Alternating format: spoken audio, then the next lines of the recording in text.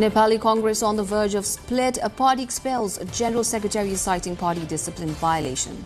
Special General to choose new leadership. Nepal's Election Commission adopts zero tolerance for code violations. Legal provisions now allow immediate penalties as new rules take effect for March 5 vote. Child population declines in Nepal. Census shows children in just 71% of households as numbers continue to drop. At least 32 dead in northeastern Thailand after crane crush moving train. More than 16 injured. Rescue works underway. Iran threatens retaliation against U.S. allies. Nearly 2,600 dead as nationwide protest challenge clerical group. And Friends Central Committee meeting of the party today, which was chaired by acting president of the party, Purna Bahadur Khadka, expelled them from party membership for 5 years on charges of engaging in activities against the party's constitution and interests. General Secretary duo Thapa and Sharma, along with Joint General Secretary Mansoor, are accused of leading the special convention called by the Congress's special convention supporters, as well as participating in the process of moving forward with the election to select new leadership of the party through the special convention. While exiting the meeting, Central Member Mohan Bahadur Basnet said the meeting has passed all the decisions, including the one related to the schedule of the party's 15th General Convention presented by the party's Central Executive Committee. Meanwhile, the voting to choose leadership from the Special General Convention SGC of the Nepali Congress is beginning from 8 p.m. this evening. The election committee formed by Congress Special General Convention shared this, issuing a notice recently. The final name list of the candidates is being published shortly, said coordinator of the election committee Sitaram Kesi. There would be voting to the post of 1 president, 2 vice presidents, 2 general secretaries, 8 joint general secretaries and 121 central members. A 5-member election committee was formed as per the procedure formulated by the SGC. There are 4,635 general convention representatives now. A total of 175 candidates from 17 political parties have withdrawn their names from the Proportional Representation PR closed list for the upcoming House of Representatives HOR election scheduled for March 5. Lokatantrik Samajwadi Party accounting for the largest number at 110 following its new election alliance with other parties. Sabika Shrestha takes a look. While the closure of the withdrawal window opened for a day on January 12 for candidates included in the PR closed list, the Election Commission says it will take another 20 days to publish the final list. The closed list submitted on December 28 to 29, 2025 included a total of 3,423 candidates. Following the withdrawals, the number has come down by 175 to 3,248 candidates. The Lokatantrik Samajwadi Party accounted for the highest number of withdrawals with 110, largely due to internal political unification and alliance arrangements. Other notable withdrawals include 20 candidates from the Janamat Party, 12 from the Rashtriya Prajatantra Party, 6 from Janadis Party Nepal and 5 from CPN-UML. Few Nepali Congress candidates also withdrew their name, while Unnat Lokatantrik Party, Nepali Communist Party, Rashtriya Swatantra Party and several single symbol parties also removed their few candidates. In some cases, the proportional representation was not according to the law. We sent the notice to respective political party. They corrected it up to 27 posts. It is already concluded. It is regular process, so it will go on up to 20th March. It will continue, and at that date we will finalize the candidate list of proportional. Following the withdrawal, the Election Commission has permitted political parties to submit replacement candidate names by January 16, strictly within the same inclusive category to maintain proportional representation. After considering objections, the Election Commission will publish the final PR closed list by February 3, after which no further changes will be allowed ahead of the election. The latest development highlights the Election Commission's ongoing efforts to ensure legal compliance, inclusivity and transparency in the PR electoral process as Nepal moves closer to the national polls. Sabika Shrestha with camera person Ram Thapa reporting for NTV World. Meanwhile, the Election Commission has introduced punitive measures to the Code of Conduct for the upcoming elections on March 5. Commission spokesperson says previous elections, violators of the code were only asked for clarification and cautioned. However, this time, the Commission has adopted a zero-tolerance policy with legal provisions for immediate penalties. We have already published the Code of Conduct approved by the Election Commission. It is already published. We can see it in the website of Election Commission. There are some provision. Among the provisions, some are based on the ethical part and some are based on the legal part. Political party must be accountable in the ethical manner and the legal manner also. There are three types of punishment.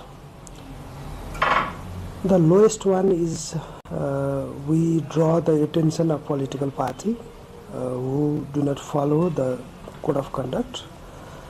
After that, Election Commission can financial punishment. Election Commission can do the financial punishment. There are some categories in which case what type of amount is punished, and in third case, Election Commission can cancel the nomination of those candidates who do not follow the code of conduct. We'll take a short break here. More news coming up.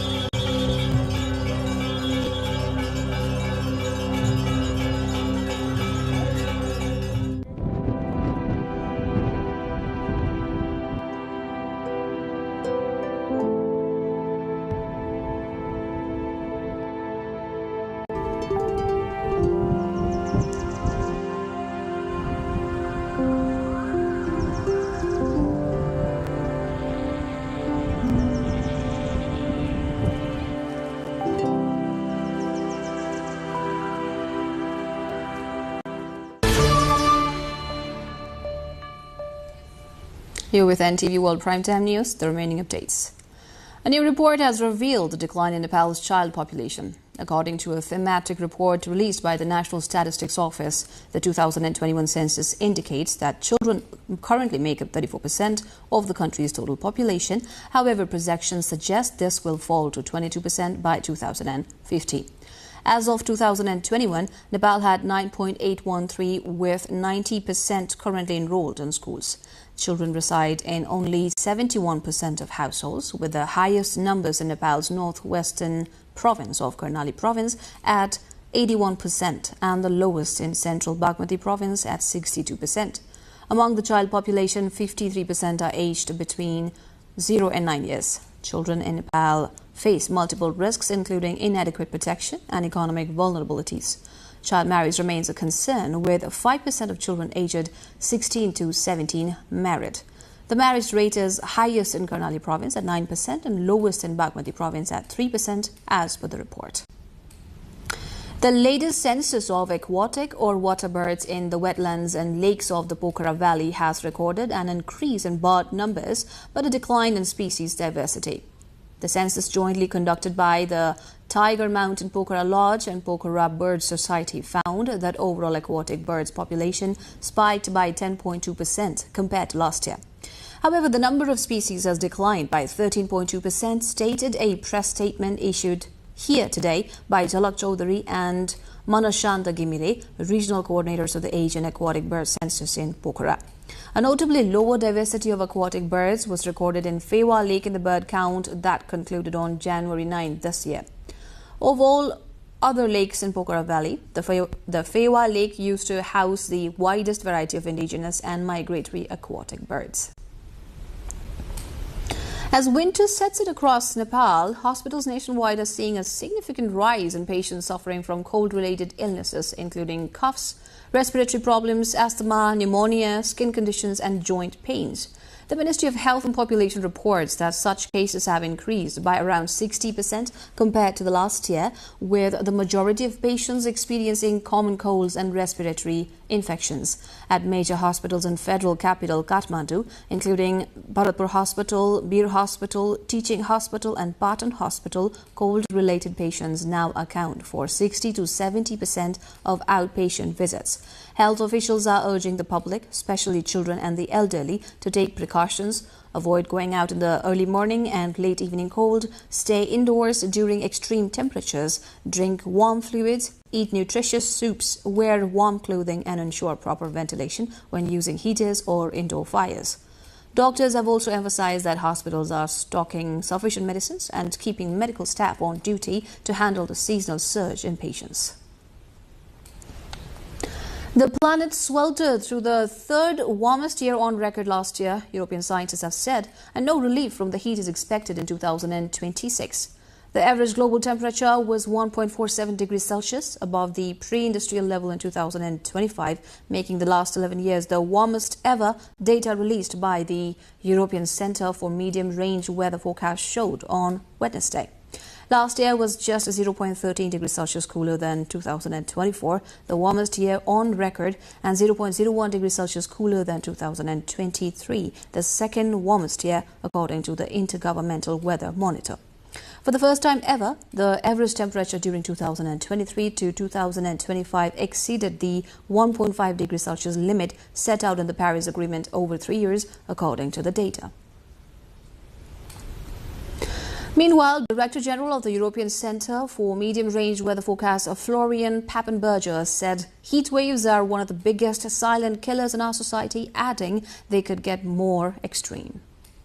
So I think the main key point highlights is that 2026 is the third largest year. We've got 11 years of very warm years, the warmest years on records. The last 3 average years are above the 1.5 degree, if you take the average of the last 3 years.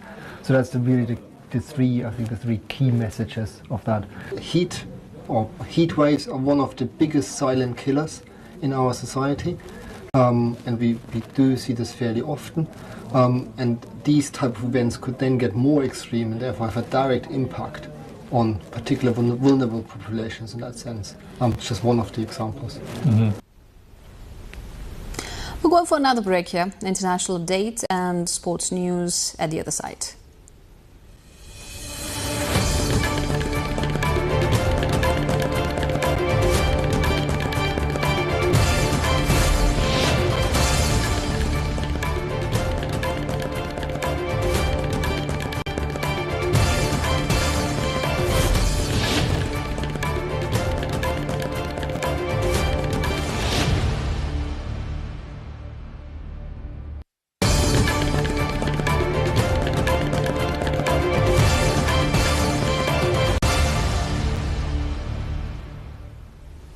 At least 32 people have died and more than 60 others left injured after a construction crane fell onto a moving train in northeastern Thailand.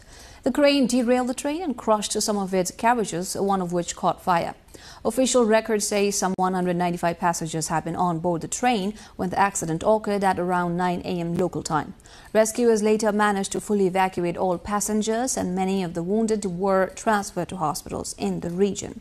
The government has ordered an investigation into the incident, which comes after a series of other fatal accidents blamed on safety lapses. Tehran has warned U.S. allies in the Middle East it will strike U.S. bases on their soil if Washington attacks Iran, media agencies quoting senior Iranian officials said on Wednesday, following President Donald Trump's threat to intervene in support of protesters. The death toll from Iran's unrest climbed to almost 2,600, a rights group said, as the clerical establishment seeks to quell nationwide protests, posing one of the biggest challenges to their rule since the 1979 Islamic Revolution. US-based rights group HRANA said it had so far verified the deaths of 2,403 protesters and 147 government-affiliated individuals. Iranian authorities have accused the United States and Israel of fomenting the unrest, blaming violence on people it calls terrorists, which have attacked security forces, mosques, and public property. Meanwhile, US President Donald Trump also urged Iranians on Tuesday to keep protesting and take over institutions, declaring help is on the way, but without giving details. In an interview with CBS News on Tuesday, Trump vowed very strong action if Iran executes protesters.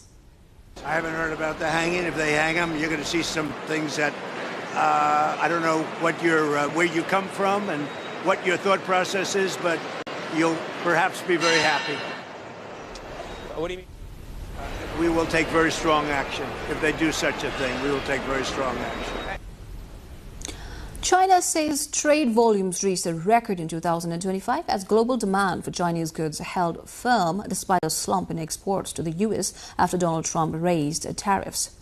Trade in 2025 surpassed 45 trillion yuan, equivalent to $6.4 trillion US dollars for the first time, setting a new historical high, according to Vice Customs Minister Wang Jun. Wang attributed the record to strong demand from Europe, Southeast Asia, and Belt and Road partner countries, which offset the decline in US exports.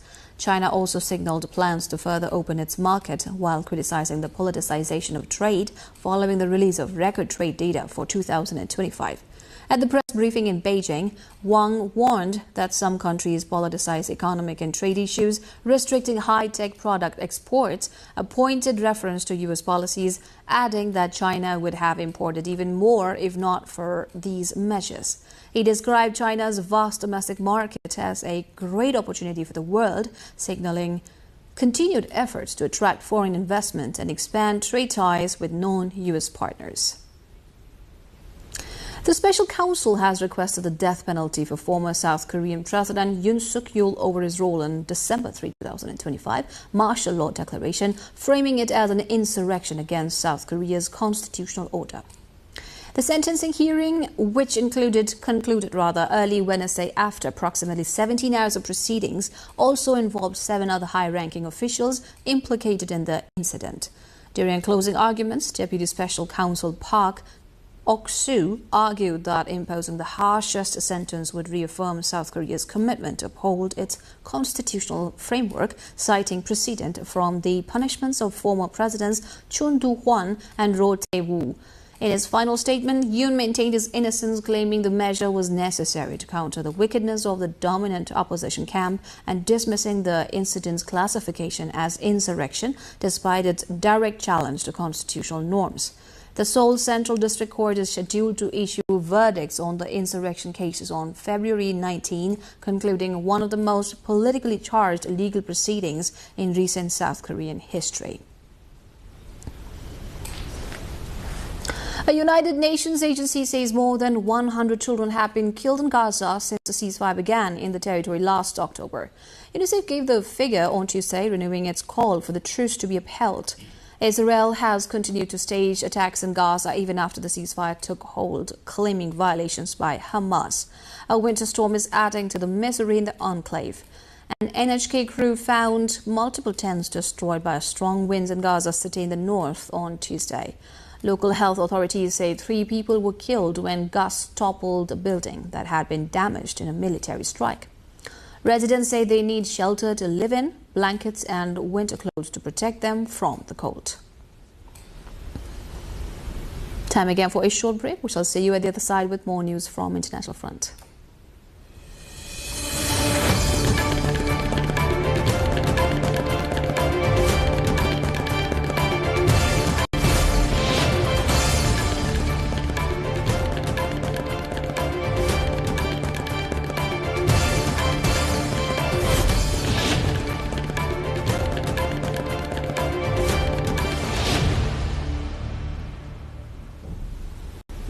China successfully launched a Long March 8A carrier rocket on Tuesday, deploying a new batch of low-orbit internet satellites into space. The mission marked the 18th deployment of China's low-orbit internet satellite constellation designed to expand nationwide broadband coverage and support global satellite internet services. Officials reported that the payloads were successfully placed into their predetermined orbits consistent with mission objectives. The Long March 8A rocket, part of China's expanding commercial and military-capable space program, has been developed for medium-lift launches and increasingly used for rapid deployment of satellite constellations. The mission is part of a broader plan to enhance China's strategic capabilities in space-based communications with potential applications ranging from civilian broadband to national security initiatives. An annual winter event of lighting up traditional thatched roof houses has begun at a UNESCO World Heritage Site in central Japan. This year's illumination started on Monday in Gifu Prefecture's Shirakawa village, a popular tourist destination with rustic gasho-style houses. A total of 108 spotlights were turned on at 5:30 p.m., letting visitors enjoy the steep, snow-covered roofs and trees illuminated against the darkness. A tourist from Fukuoka Prefecture in the Kyushu region said it was fantastic and wonderful, adding that the snowy scenery alone is impressive enough for a person from the southwestern Japanese region. Another tourist from Indonesia said the scenery was pretty and the experience there was great. The illumination will be held 3 more times on Sundays through February 1. Reservations are necessary to prevent overcrowding. The local tourist association says parking lots for private cars have been completely booked. The export season has begun for giant bluefin tuna caught in the Mediterranean and raised in offshore farms by Turkish fishermen, with most shipments destined for Japan and other far eastern countries. The export journey of the massive tuna starts off the coast of Sesame in Turkey's western Izmir province. After being caught in the Mediterranean, the fish are transferred to farming cages in the Aegean Sea, where they are fed and grown for around 7 months. Once they reach maturity, the tuna are harvested by divers and loaded onto vessels for export. Some of the fish weigh up to 500 kilograms, making them among the largest and most valuable seafood products exported by Turkey. Industry officials say the majority of the farmed bluefin tuna is shipped to Japan, where demand remains strong, particularly for use in sushi and sashimi.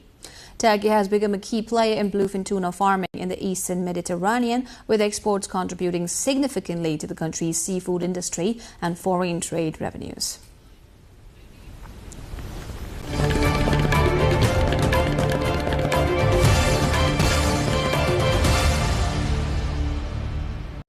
Now the sports.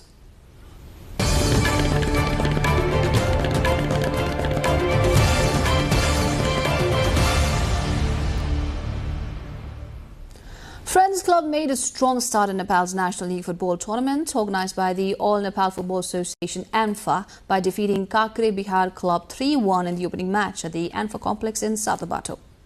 Goals from Prashant Lakshmi, Pravesh Basnet and Ashish Chapagai secured the victory for Friends, while Kakre Bihar's lone goal came as a consolation.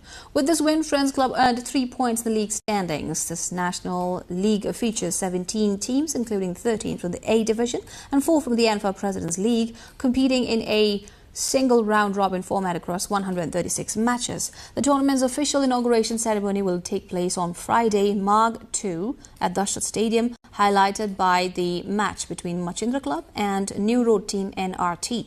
The league winner will be awarded a cash prize of 5 million Nepali rupees, underscoring the growing prominence of football in Nepal.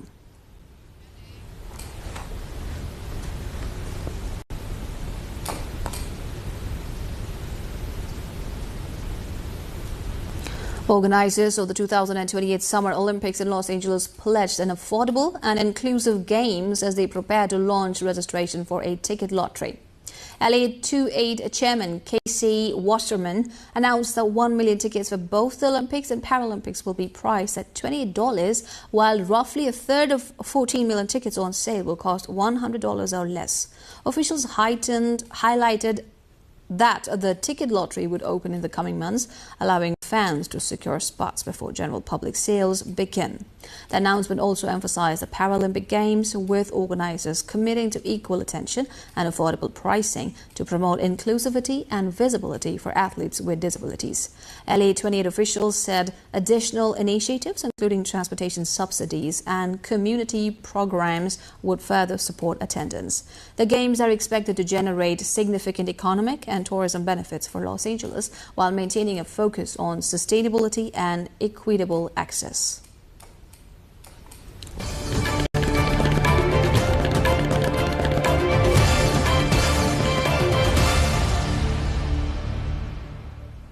And before wrapping up, here's a look at the top stories once again.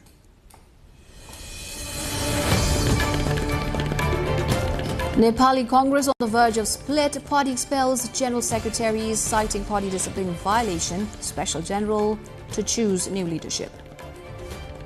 Nepal's Election Commission adopts zero tolerance for code violations. Legal provisions now allow immediate penalties as new rules take effect for March 5 vote. Child population declines in Nepal. Census shows children in just 71% of households as numbers continue to drop. At least 32 dead in northeastern Thailand after crane crush moving train. More than 16 injured. Rescue works underway. Iran threatens retaliation against U.S. allies. Nearly 2,600 dead as nationwide protests challenge clerical rule. And Friends Club thrash Kakra Bihar 3-1 in National League opener. League kicks off with 17 teams competing across Nepal.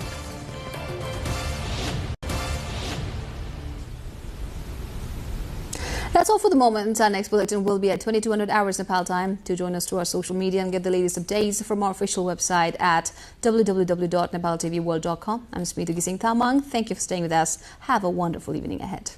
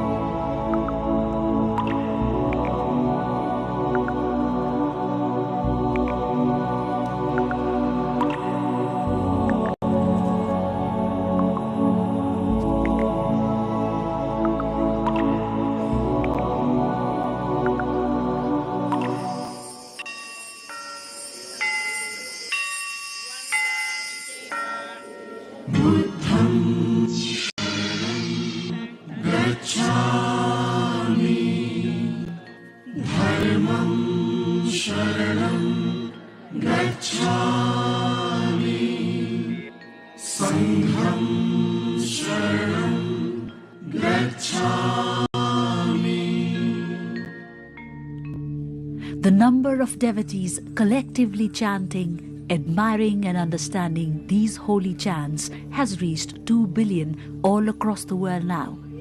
This implies that the population following Buddhism is increasing by the day. Buddhism rests upon the principle that one must be empathetic, kind, and exonerate towards all living beings.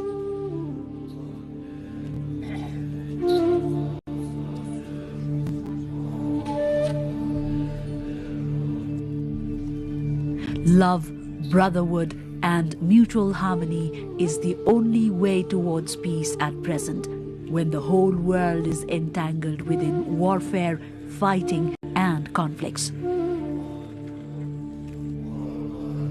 Anyone seeking for peace can find it within themselves on internalizing the words and messages of Gautama Buddha.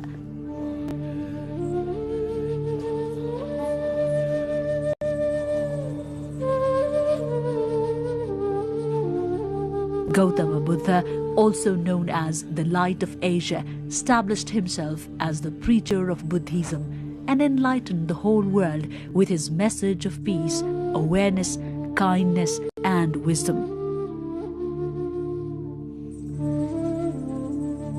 Buddha sacrificed his whole life urging for the need of truth, justice and altruistic feeling within mankind.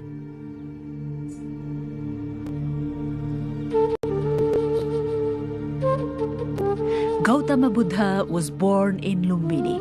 It lies in the western part of Nepal in Rupandehi districts of the Lumbini zone. Lumbini has been protected under the World Cultural Heritage Site since 1997 AD.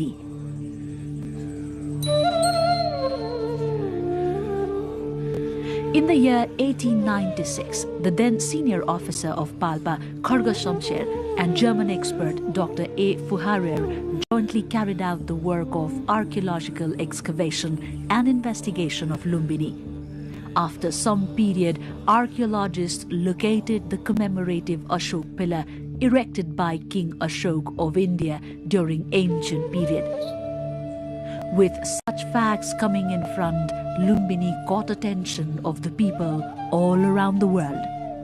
Among the most significant heritages of Lumbini are Ashok Pillar and Mayadevi Temple. It is believed that Mayadevi gave birth to Siddhartha Gautam in 623 BC at the very spot where the temple is located at present.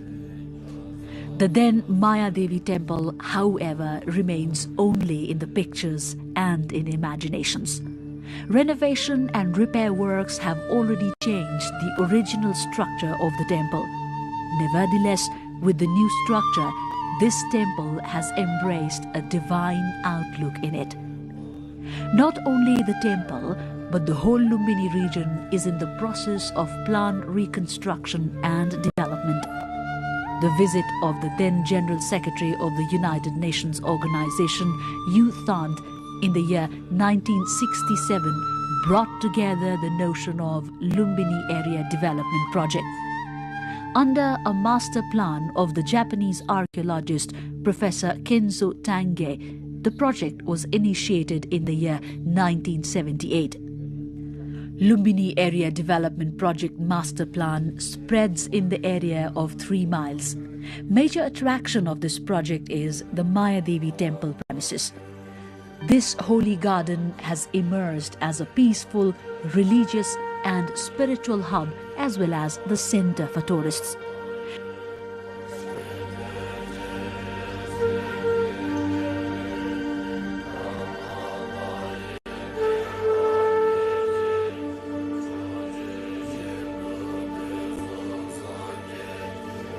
This garden, located in the southern part of the temple, has assimilated a number of objects of archaeological and historical importance.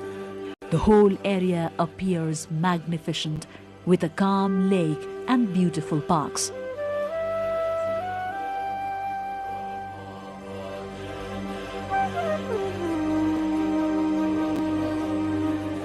The temple displays numerous artifacts built in different centuries. These works shed light upon the historical importance of the temple. It is assumed that works of repair and renovation were carried out time and again since the reign of the Maurya dynasty till 8th century BC. The outer wall of the temple spreads 26 meters in the east-west and 21 meters in the north-south direction. During its excavation, 5 rooms in the east-west and 3 rooms in north-south direction were discovered. 3 of these rooms are square and the remaining 5 are rectangular in shape. There is an ancient Mayadevi idol showing the birth of Lord Buddha inside the temple.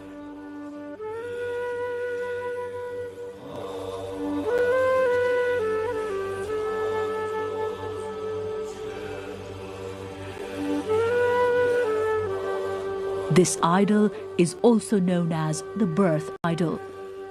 The remains inside the temple date back from 5th century BC to the 7th century BC.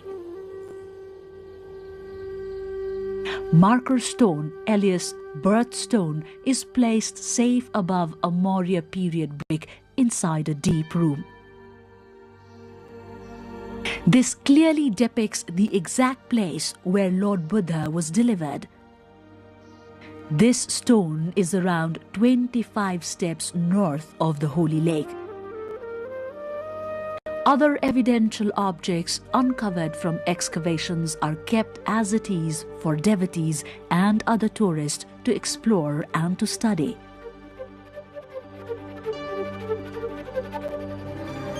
Ashoka pillar near to Mayadevi temple is believed to have been erected by King Ashoka in 249 BC during the 21st year of his enthronement. The Utkirna stone inscription engraved in this pillar in Brahmi script is a historical proof that Lord Gautama Buddha was born here. This is the most reliable historical and archaeological archive to learn about the birthplace of Lord Buddha as well as to explore Lumbini itself. A 5-stanza writing of 90 words written in Brahmi script, the first script that Buddha learned, is engraved in this pillar. Archaeologist Dr. A. Fuhara verified the writing in 1896 AD. This script attests huge and significant information about Lumbini. In the northern side of the Ashoka pillar lies Puskarini, or the holy pond. Legends say Mayadevi took the holy dip prior to the birth of Lord Buddha in this pond, and that baby Buddha too had his first bath. Architectural fragments of different size and shape collected from various excavations are protected in the southeast, northeast and western direction of the Mayadevi temple. On close examination of the temple, the tradition and technology of Maurya dynasty is revealed. Some monasteries are constructed using the remains of Lord Buddha, while some other incorporates the remains of his followers, and few others have been constructed in Buddha's reminiscence. These monasteries depict the then art, custom, religion and tradition.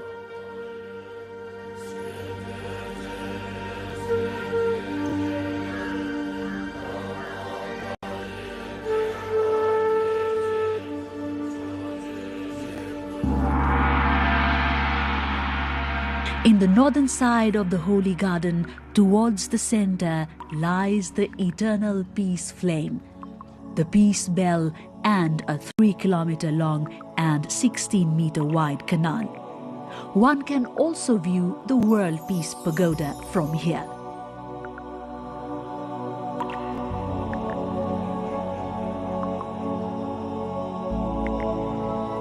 The canal divides the whole area into 2 sections.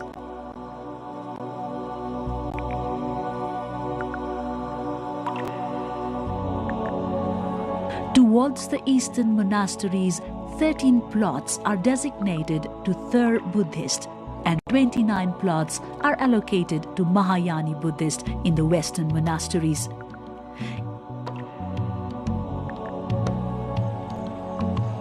In eastern region, various countries and third Buddhist organizations have constructed a number of monasteries following their native architectural texture. Myanmar, Sri Lankan, Indian, Cambodian and Thai government, including Nepalese, have constructed stupas and guest houses in these areas following the agreement with Lumbini Development Trust.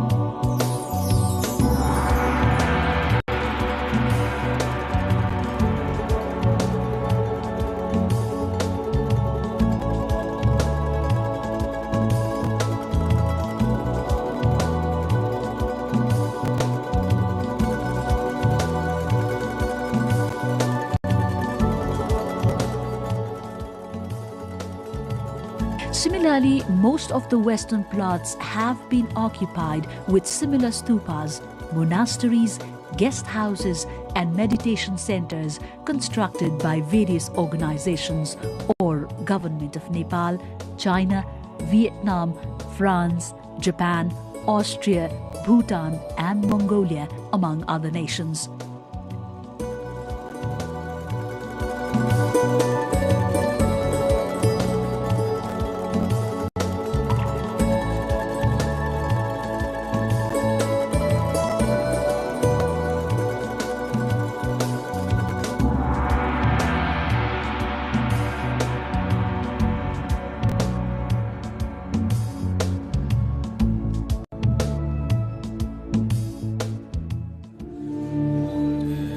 In these monasteries, Buddhists perform their regular worship, enchantments and meditations according to their own customs.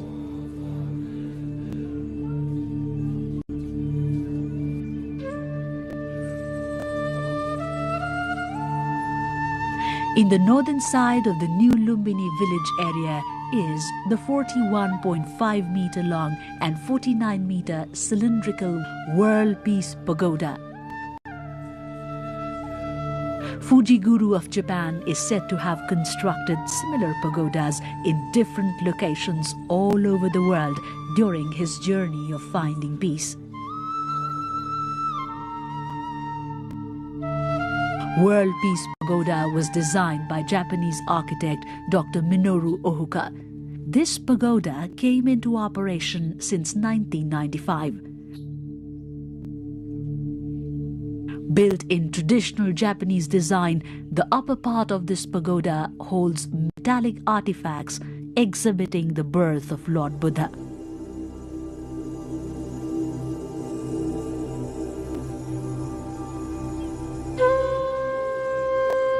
Lumbini Museum and Lumbini International Research Center are other important places to visit once one reaches Lumbini. These buildings, constructed in pagoda style, portray the excavation of Lumbini area are preserved inside a large hall. One can easily gather information about the birthplace of Lord Buddha and the then contemporary society and culture exploring these heritages.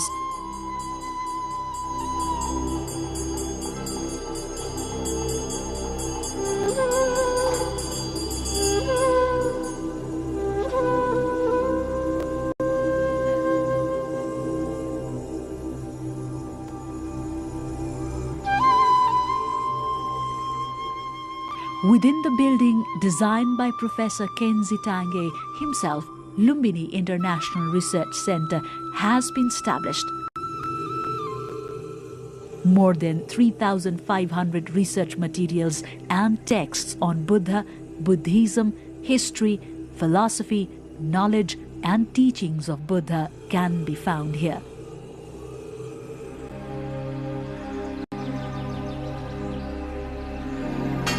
For the visitors' comfort, the center has provided the facility to read texts on different languages, including Sanskrit, Chinese, Japanese, Turkmen, Burmese, Thai, Nepali, and Nepal languages.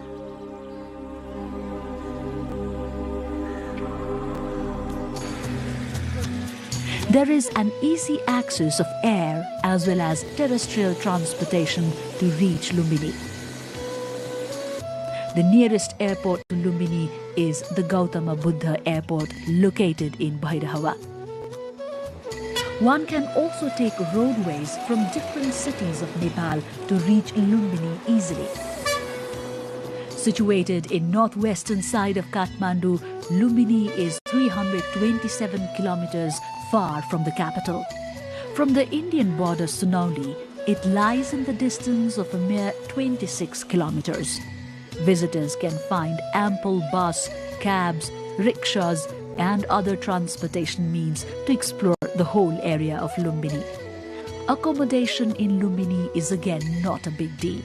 There are a number of hotels, lodges and restaurants ranging from expensive ones to medium and cheap motels in the market area.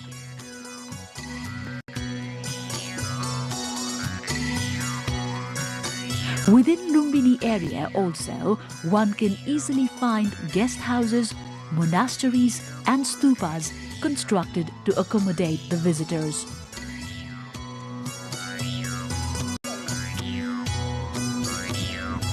The overall development works of Lumbini is spearheading on the basis of Lumbini Development Master Plan.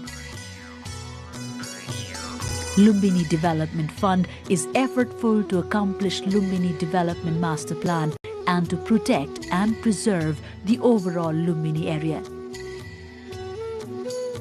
If you are planning to travel the birthplace of Lord Gautama Buddha, the holy Lumbini, we cordially invite you to explore all these spots of historical and archaeological importance, all related to Lord Buddha.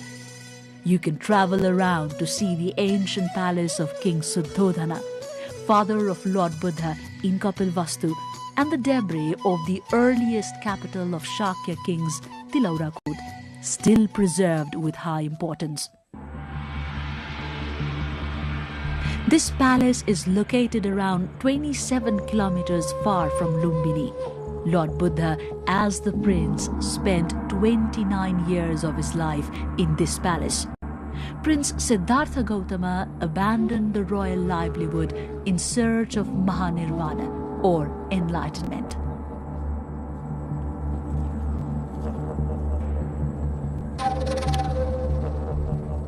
In the year 1898 AD, Indian archaeologist P.C. Mukherjee, following the description of Chinese traveller Hu Yansanga, and unveiled the unknown facts about Tilaurakot after his 4-month-long research and excavation works. He mentioned that the Tilaurakot palace stretched in the area of 1,700 feet north-south and 1,300 feet east-west direction, was surrounded by walls up to 8 to 12 feet. The main entrance gate had Buddha stupas and monasteries in both the sides. All these buildings are under excavation and protection at present. Mukherjee has also maintained that King Suddhodana ruled his kingdom from the same palace. Hence, no doubt remains on the fact that the present Tilaurakot was ancient Kapilvastu. Archaeological debris as well as ancient palace and east-west entrance constructed since 4th century BC to 2nd century BC can be observed vividly now as well. Another historical site of Lumbini is Kudan, also known as Lauri Kudan, around 28 kilometers southwest of Lumbini. Myths have it that Lord Gautama Buddha met his father King Suddhodana at this very spot for the first time on returning to his hometown Kapilvastu after attaining enlightenment. Others say Prajapati Gautami, Gautam Buddha's foster mother, handed him Kayas Vastra at this place. Some others also claim that at this very site, Gautama Buddha's son Rahul transformed into Buddhism and turned a saint. Inscription held the existence of 4 walls and 1 buried well at this place. However, only 3 walls can be seen at present.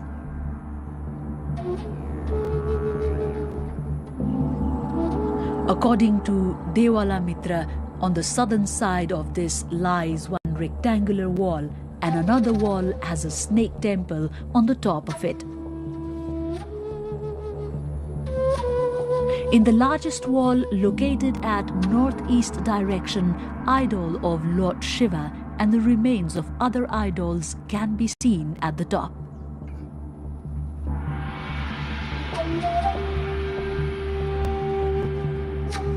"500 meters north of King Suddhodana's palace lay 2 stupas.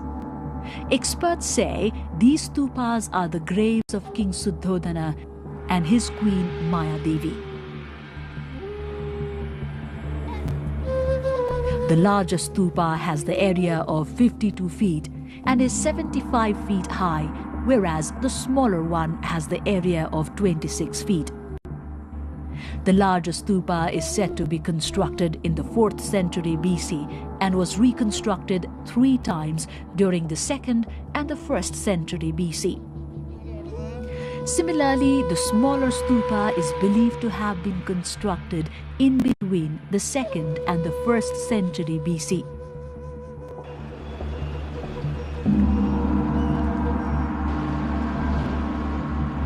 Devadaha, that lies in Bhawanipur of Rupandehi, is said to be the maternal home of Siddhartha Gautama.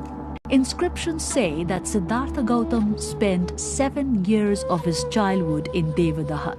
Also, it is believed that he, upon attaining enlightenment, paid a visit to Devadaha. Devadaha is also popularly regarded as the maternal home of Queen Maya Devi, Queen Prajapati and Princess Yasodhara. 10 idols are established in a single row in the eastern wall. However, the structure of all other idols besides one of the sun god in the center is unclear. This place, serving as an open museum, still needs a rigorous research and study to explore more about Kolya Kingdom. Ramgram Monastery has been constructed in the sidelines of Jharahi River towards 4 kilometers southeast of Parasi of Nawalparasi district. 7 meters in height, this monastery was constructed, establishing 1 metallic remains of Lord Buddha in its base. This monastery is one among the 8 monasteries constructed worldwide with the metallic remains in their base. This monastery was constructed upon the order of the king of Ramgram. He was the 8th king to receive the remains of Lord Buddha. Buddhist religious texts say that King Ashoka was in his mission of collecting remains of Lord Buddha from all 8 monasteries to construct the 84,000 stupas. But he was not allowed to extort the remains of Lord Buddha from Ramgram Monastery. Around 9 kilometers north from Tilaurakot lies a pond named Sagarwa or Lambu Sagar. The pond has high significance with regard to its archaeological value. This pond is popularly recognized as the spot where Koshal rural king Naresh Birudhak killed the thousands of Shakyas at the same time during the 5th century BC. Inscriptions have it that this pond extends 1,059 feet towards the length and 225 feet towards the breadth and was discovered in 1895 AD. However, only few remains and a mark of the pond can be traced here at present. Gotihawa is renowned as the birthplace of Manushi Krakuchandra Buddha. It is also said that Krakuchandra Buddha met his father at the very place after attaining nirvana. Debris of Ashoka pillar, ancient well, bricks and other remains can be retrieved in the buried form from here. Major Wada and P.C. Mukherjee excavated Gotihawa in 1895 AD and mentioned that Krakuchanda Buddha was born here.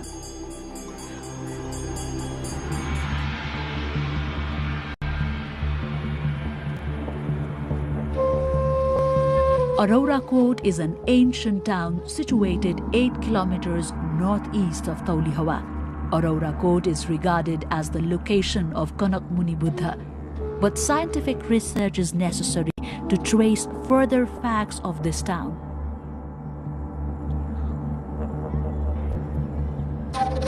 Meanwhile, manuscripts have it that Niglihawa, 7 kilometers far in the northern side of Taulihawa, is the birthplace of Kanak Muni Buddha. It is the same place where he got enlightenment.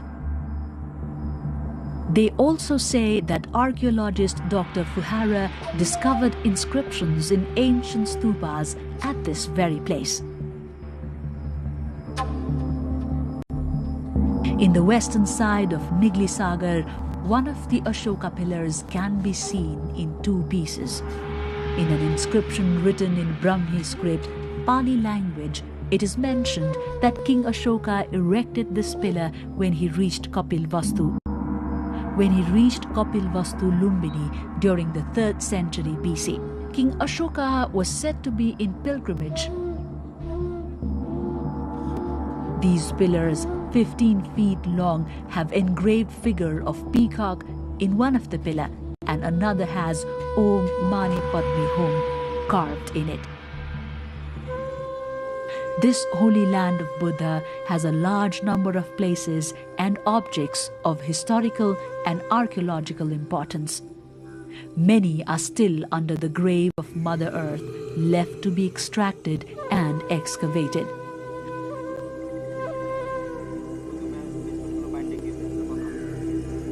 After watching this documentary about Holy Land of Lord Buddha, you need not reach far to realize peace.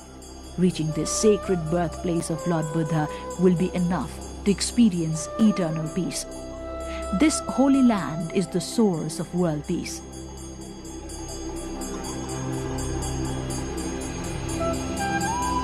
Lumbini is the center of serenity and harmony among all the people in the world. World Cultural Heritage Site and Shakya sage Gautama Buddha's birthplace is a precious gift for the whole world.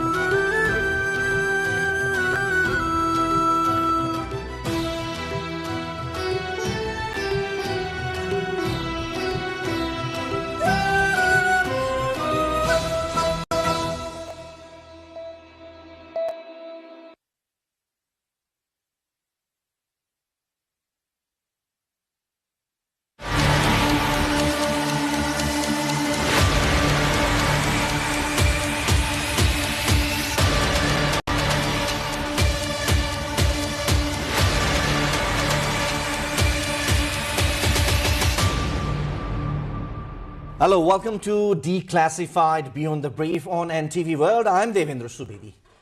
In this episode, we try to explore a young Nepali artist's journey from Kathmandu to the global stage. A journey from scribbling pictures in canvas to becoming the first contemporary Nepali artist to be included in the Museum of Fine Arts, Boston, United States, in itself is fascinating. We will try to explore art, its forms, the artist herself, her life and work, and that is no less than an example for all the budding artists. Let's welcome Sneha Shrestha, aka Imagine. Hi, how are you? Thanks for having me. Let's start with this Imagine thing. Sure. Can you explain what this Imagine exactly is? Sure. I mean, when I was first introduced to art as a young adult after graduating from college. I was really introduced to graffiti, and a lot of times graffiti artists have sort of what is called a street name. And when my mentor at that time asked me to choose a name, I really didn't have an idea. But then I thought of what was closest to my heart, and I automatically thought of my mom. And my mom's name is Kalpana. And so when you translate Kalpana into English, it means imagination. Is that what you're wearing right now? Yes, actually. Yeah. This says Kalpana, and, it's my way of keeping my mom close to my heart. And every time I sign my name, I get to write her name. You were influenced by graffiti, as you said, and now sculpture also you are pursuing, and you are mural painter as well. You have followed different forms, the art, right? The name itself, this name that you have chosen, doesn't sound graffiti-like, but closer to your roots, your families. Was that something worked on or thought about? Yeah, I wanted to choose something that felt like me. I didn't want, and I also needed like a shorter name, so like Imagine instead of Imagination made sense. And really my family and where I come from is really what roots me into my work, and so it made sense. I'm really excited to have you here in our studios in Kathmandu. We caught you as you were here in Kathmandu for some project work, as you said.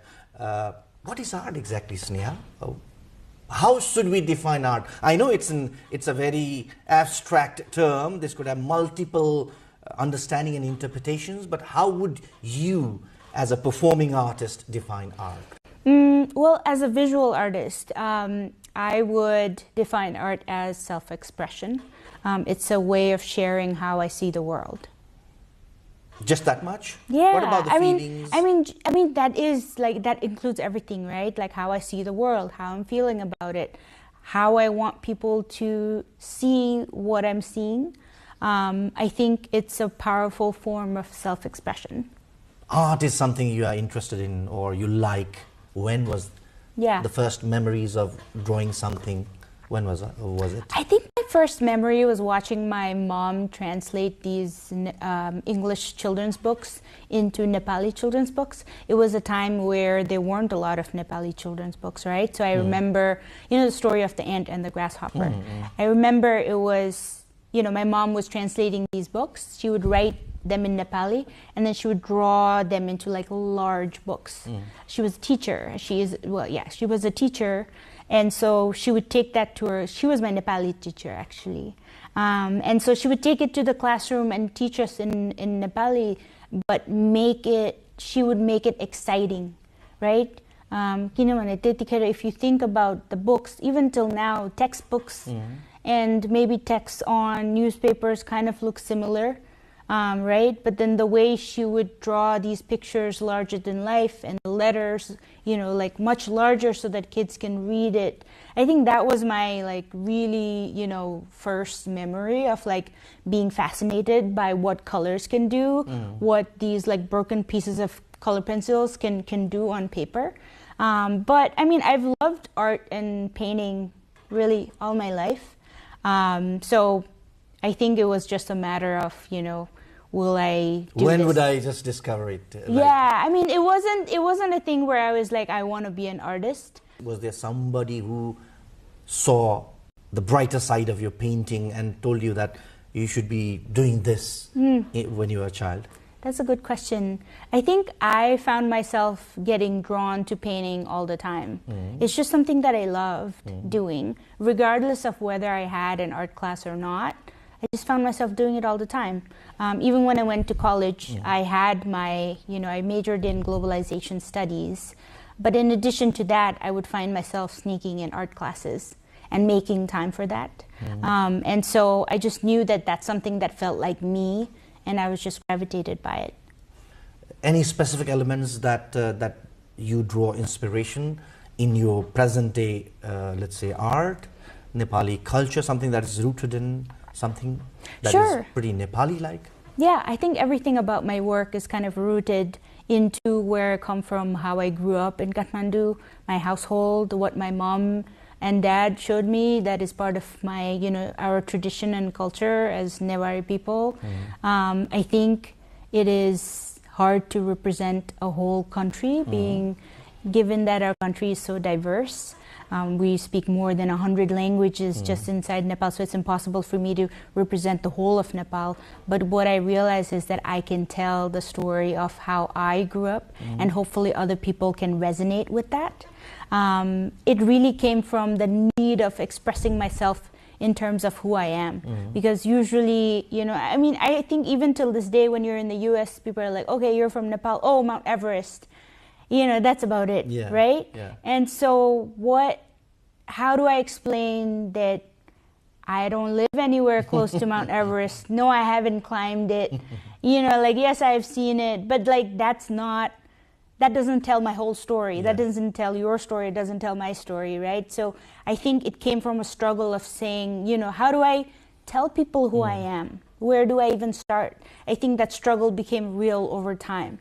And I think art really helped me talk about, this is, how my mom does things at home. These are the colors that I was surrounded by growing up. These are temple, shapes of like different temples that is part of our, everyday architecture in Kathmandu. When you're walking around, there's a temple here, there's a temple there. There's so much fabric, like celebratory fabric around. And I think that's what I wanted to share. Because your identity isn't just one thing, it's all these things you're surrounded by, you grew up with. So I think that's where it really came from. Tell me something about your fascination for that particular script. Sure. Because that connects to what you said just now. I'm fed up answering the question that I'm not somewhere near from Mount Everest. But you translated your art, you brought that into your art, expressing your culture somewhere there, very close to that. Is it your answer to that question by adopting that Devanagari in your art? Sure, it feels closer to answering the question that I've ever gotten to, because Nepali letters are, I can confidently tell someone that these are Nepali letters. It's based in the Devanagari script. Devanagari script is used to write Nepali and Sanskrit and Hindi, and Sanskrit is one of the oldest written forms of languages in the world. And the fact that we can write Devanagari so casually, like a kid can write in Devanagari, like Nepali so casually, it's really a point of cultural pride for me to look at my native letters and be like, look, this is so important. So much of history is based on this. So much of written history is based on this. This is really something special, guys. Like, look at this. So getting to say that and being excited about it really got me started. Everybody is an artist somewhere in the heart, they say, but until somebody recognizes it. Do you remember when was your first work of art? Somebody said that, yes, this is awesome. You should make more and more of it. Do you remember when was that moment? That's such a good question. I'm smiling. I'm like smiling because there really wasn't that one time, it really took time to realize that this is something I want to do. This is something that I can make happen. It took a very long time. It wasn't like, going to school here and everything. I hadn't even met a real living artist in my life when I was in school. I hadn't been to a gallery, right? So all of that came later in my life. So it wasn't one moment. It was a series of moments that I looked back on and connected the dots. And I think that's what I continue to do, is connect the dots in terms of, okay, this makes sense. This feels good. Let's move forward with it. So I would say it was a series. You got family support when you wanted to pursue this as a career? I think it creeped up so slowly that it wasn't a turning point.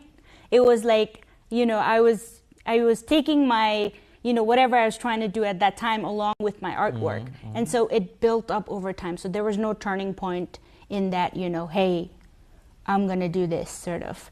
But I would say there was one moment after I finished my master's where I spoke to my family and I was like, hey, just give me 1 year where I just want to try this. I feel like I've done everything. I'm confident that I can find a job if this doesn't work out. You just give me 1 year. I just want to try it out. And if it doesn't happen, it doesn't happen. And it's been 8 years since, so I'm not sure what to say. You went to the US to pursue your bachelor's degree. Still, you're not aware that you're going to be an artist? No. Were you? No. It wasn't, you know, a lot of people ask me, like, is it a dream come true? And literally, it wasn't even in my dream. It wasn't in my vocabulary that it was something that I could do. Being born and raised here, it wasn't a career path that someone was like, hey, this is a possibility. I think, you know, it happened over time as well. So, like, bachelor's degree is 4 years in the US. I think it was like 3.5 years in, my professor told me, you know, you've taken enough art classes to be an art major.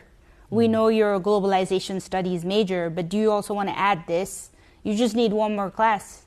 And I was like, wow, I had no idea. Sure. You know, that's how I became an art major. It wasn't like I want to be an artist and I should, you know. And I think even after graduation, I wasn't working as an artist. I was working at an arts nonprofit at that time, but I wasn't working as an artist. And I think it was over time that it happened. As a student, how were you? You were a bright student, weren't you? Good question. A lot of people, I think it's an interesting question to ask because I didn't consider myself a bright student when I was up till high school. I was in the same school from like 3rd grade till, you know, 12th grade. I wasn't considered a good student. I was considered like a troublemaker. I was always told I was like a bad kid, and, you know, that my ideas weren't valid ever. And I always used to have this question, like, why can't I answer it this way? Because this seems like a right answer too. Like, I was always curious, you know. I think the first time I really enjoyed learning and I felt like I wanted to do my homework and wanted to read was when I took this anthropology class in college. And I was like, wow, this is so interesting. This is what it feels like to enjoy learning. And I guess that's the point where I started wanting to be a good student. I think before that, it felt like a necessity that was placed on me, as most students might feel. But at that point, I was like, wow, I really am looking forward to doing my homework. I want to read this book so that I know, you know, what's going on in class and stuff like that.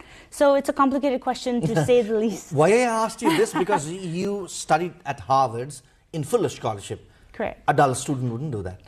Or a dull student like me would not be able to do that, would I?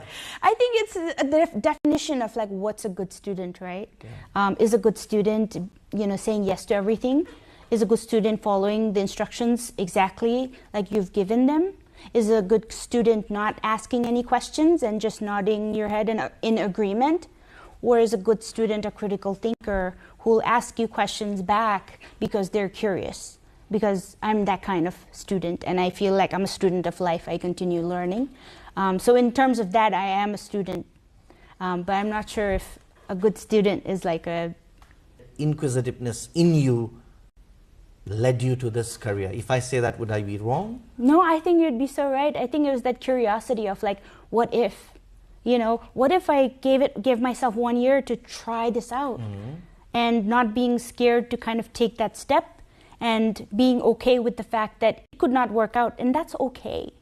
But if it works out, that's great too. So being okay with the unknown is such an important thing to have, I think. Would you say there's no harm in being bad by asking questions or being inquisitive? Follow your passion? Would you say that, or would you say be a good student, do your homework, listen to your parents and teachers? Which one would you suggest? I would say both. I would say if you're smart, you know, you have to be part of the paradigm too that the school system is set on. Yes, you do need to get good grades. You do need to be a good student. At the same time, also be yourself. If that means being curious and asking questions, then do that. So I think it's not just as simple as like follow your passion. My next question, Sneha, being a Nepali, abroad for studies, following your passion, was it difficult initially? Yeah, I think it's always difficult when you follow your passion, especially when it's something that no one has done before, in your vicinity at least. I think that's why it took me a long time to come to it. I think if someone was like, hey, you're really good at art, you should think about being an artist, and this is what you need to do to be an artist. If someone told me that, I think I would have been in a different place now, but I think it was a lot of trial and error to figure out what I want to do. And I think it's important to do that at the same time, because that's sort of part of finding yourself, right? And once you do, there's really, you kind of feel invincible in a way that you feel like this is me. And there's no doubt about it. Tell us something about mural painting.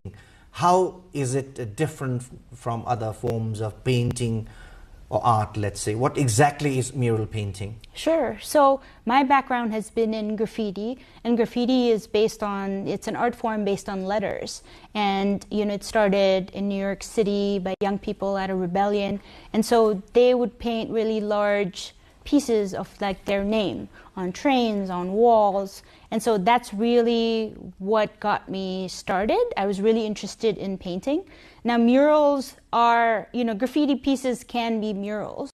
Graffiti is mostly like letters. It's a very big emphasis on looking at letters as images.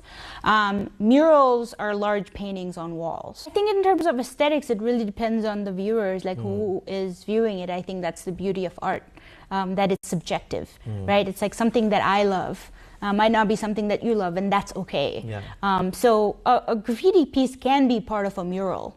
Mural is basically a really large work of art on like buildings and walls, and that's really large. So the aesthetics can really depend on the artist. It can be anything really. It can be a portrait. It can be someone's name really large. Yeah. Allow me to ask this question. Is art emotion, expression, or devotion? I think it's all of the above. I think it's so much of trying to express yourself in the most authentic way you know how. And I think without devotion, that is not possible, because it takes so much to come to understanding who you are, and then even more to understand what you want to say, especially when you're given a platform. So I think I would say it's all of the above. Any special reason for choosing the first alphabet? Sure.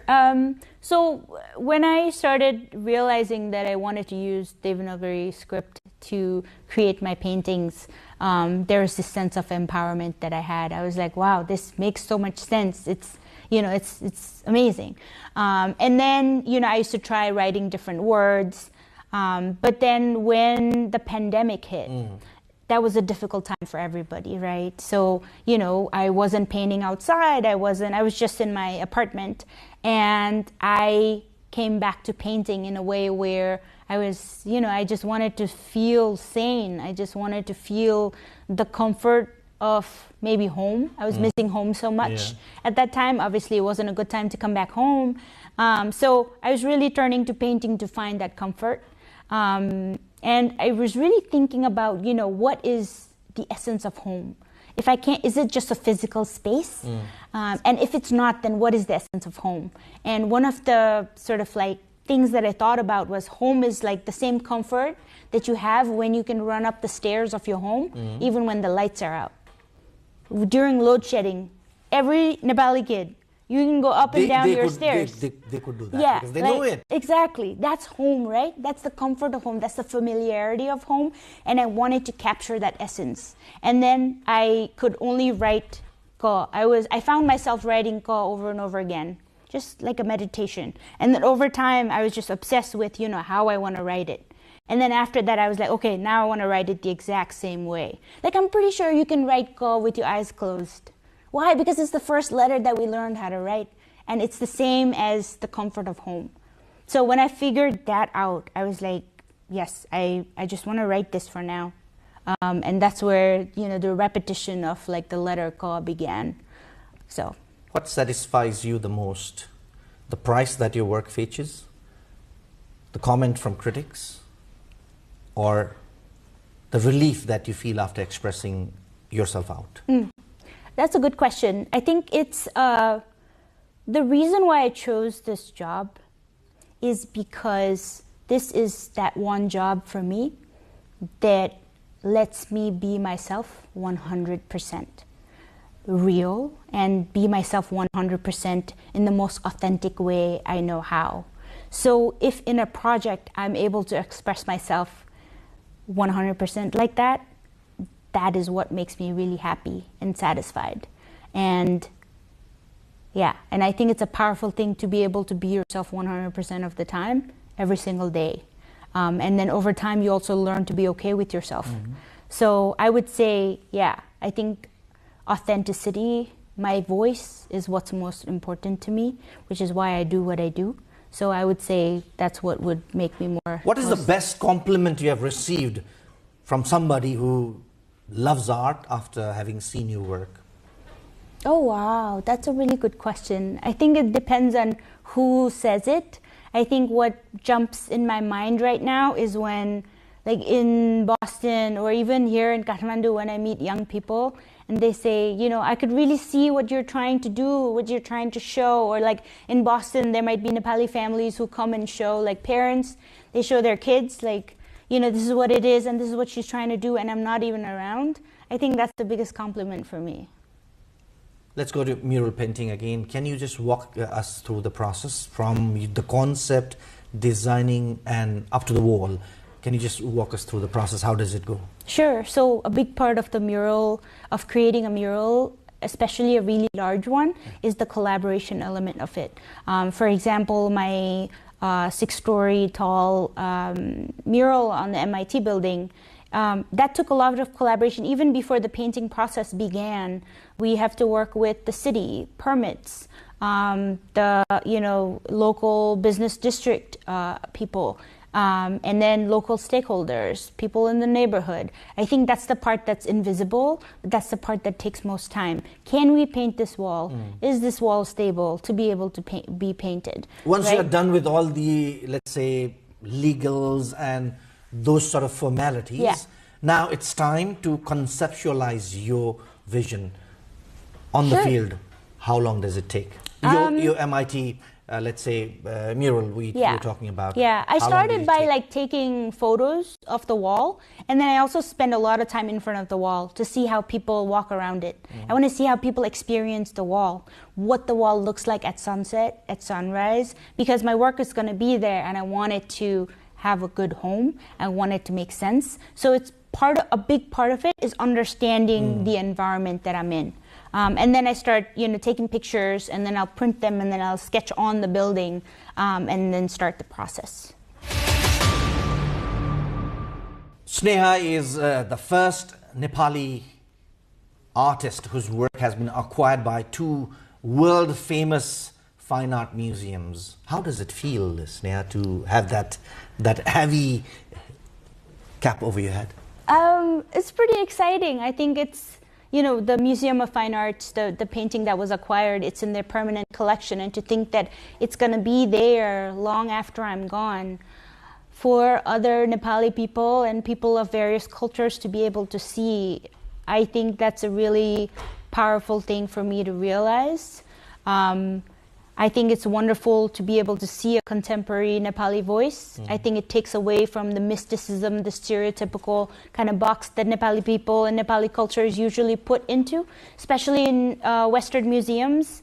We're seen as this culture of like ancient, of like past, but the truth is we're a living tradition, we're a living culture. We're people who practice all these things till this day. We're not just people of the past. I think it's important to leave behind such stories in important institutions like museums. And the other one is at the Harvard Art Museums. It's a sculpture that they acquired, and it's going to be on long-term view, and it's in their collection as well. Fine art museums like Boston or Harvard, they are acquiring pieces from artists from Asia as well. Are they becoming more and more open to the international artists as well, or if I say that, I'd be just undermining your creative talent? I think the world is globalizing, has globalized over time, right? And the US is a melting pot of various cultures. I do think there's a realization that there needs to be a representation for all these cultures that make up the country. And so it's an important time to be part of that conversation. So you were the first to be from this country. Now, does that inspire you to work harder and what's next am I going to do sort of thing? Does that give you more inspiration or make you more desperate? It encourages me. It gives me a signal that I'm doing something right, and it feels right. and people from various parts of Nepal that I meet in Boston and other parts of the US, I feel encouraged by them when they see it. I think people who visited Nepal and are not necessarily Nepali see Nepal in my work, and that's a point of pride. It just gives me a green signal that I'm doing something right, and I'm motivated to keep going. How does it feel to be the cultural ambassador of the country in the melting pot? Around the world you're traveling now. How does it feel? That's a huge phrase to take on. You are, Sneha. You are the first artist from this country to be represented there. Not just represented, but acquired by those institutions. So that does give you the tag of being our cultural ambassador abroad. I feel like it's important to carry on the work that I'm doing. I think it's important to share to younger people what I'm doing and how I'm doing it, so that maybe the younger generation can do it even better than I am doing it, and I hope that they do. I think it's so important to carry my people wherever I go, however the best I can. At the end of the day, I'm just one person, so hopefully there's more people who get the opportunity to do the same and represent, their part of their Nepali life. This is Declassified, and we are talking with Sneha Shrestha, contemporary Nepali mural artist, sculpture, graffiti-based artist, and a fusion artist. In the next part of the conversation, now we talk about the best works of Sneha. Which of the works that you have done so far is closest to your heart? I would be definitely not doing justice to you by asking this question. I know you are the creator. Everything is very, very dear to you. But still, if you have to pick one, sure. Which one would you pick? I mean, my mentor has always told me you're only as good as your last piece. And so I would love to talk about, my most recent show at the Institute of Contemporary Art. These are pictures from the Institute of Contemporary Art where I'm currently exhibiting my work. It's part of the Foster Prize show. The Foster Prize is one of the most prestigious art prizes in Boston, and it's something that I've been eyeing for the past 6 years, and I've really wanted that prize really badly. And you can't apply for it, you have to get selected for it. And when you get selected, you get to have the show at the Institute of Contemporary Art, and it's for Boston artists. And so to be selected for that felt incredible. And when something I wanted came to fruition, it was like, okay, it's time to do what you felt ready to do for a long time, is have sort of like this first solo museum show, and you get to show a big body of work. How are you expressing yourself in these two pieces? Sure, so these two pieces are part of that show at the Institute of Contemporary Art, the ICA in Boston. These two pieces are my first art-shaped paintings. These are 7 feet each, and they contribute to the architectural feel of the space. In this, you see fractals of the Devanagari script. So they're not necessarily words, but if you looked at the alphabet really zoomed in really close, that's what you would see, in my opinion. I can see Ka on the blue side of the canvas. Yes. So I call it like the shadow part. So if you think of an arch, that's sort of like the shadow part of the painting. That's where you see the repetition of Ka. And I brought the Ka there because my first painting acquired by the Museum of Fine Arts, that painting is a repetition of Ka over and over again. Let's move on to the next one. So this is the painting that was acquired by the Museum of Fine Arts, Boston, and it so happened that when my mom was visiting me, it was on view, and so I got to take her there and, show it, and her, reaction just... This must be very close to you. Ka there, your mother, Kalpana there, and you are the Imagine there. So this is a masterpiece, I would say. This was a special moment for sure, and this was a painting I actually created in 2020 during that time that I told you about during the pandemic, And the curator, Laura Weinstein at the MFA, recognized that, and she chose this as the painting to be acquired. Probably this is the largest piece of mural you have painted? It's not the largest, but it is the tallest.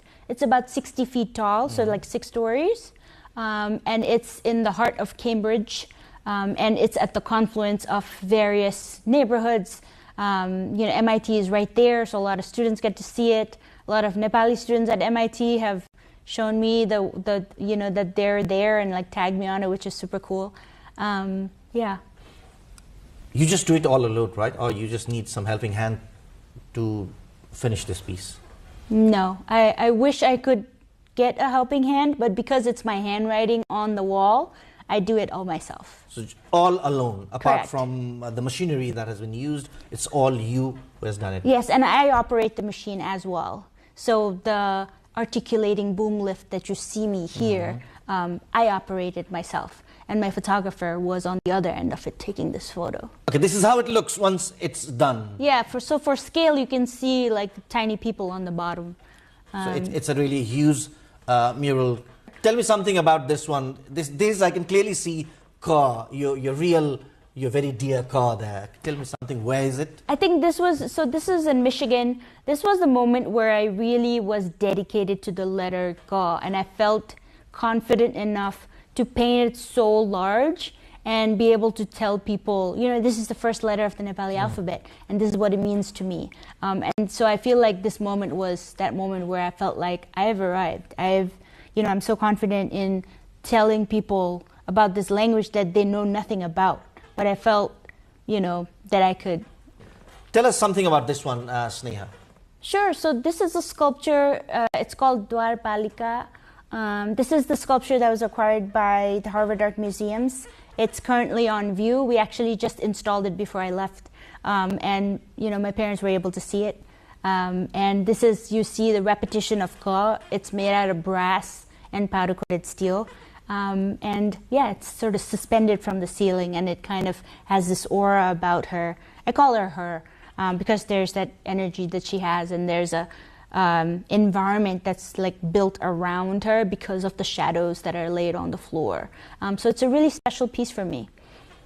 When the creator like you hand your piece of work to museums like this, how does it feel? Like shedding your skin or something like that? It feels emotional because I remember the day that I packed this. It takes a long time for acquisitions, for museum acquisitions to happen. And so when I recognized that it was the last day that I packed her up and dropped her off at this storage facility. It's like, you don't drop it off at the museum. So storage facility, and I just said, the next time I see her, she's going to be installed. And I definitely had a tear in my eye, and I was just like, wow, it feels like such a moment to kind of take in. And it's bittersweet for sure, because you work towards something for so long, and then it's going to be at this really important place for a very long time. It's definitely an important moment. Sneha, let's talk about this one. This looks really, really large. Yeah, I mean, it's a pretty large mural. It's in East Boston. It's by the water. Mm-hmm. So you can see it from the other shore of Boston. And it was this really special piece that I got to do, and I wanted to make sure that I did 3 circular shapes, because 3 is such a sacred number with everything that we do in our rituals and pujas and everything. And so I really wanted to talk about that. And it is...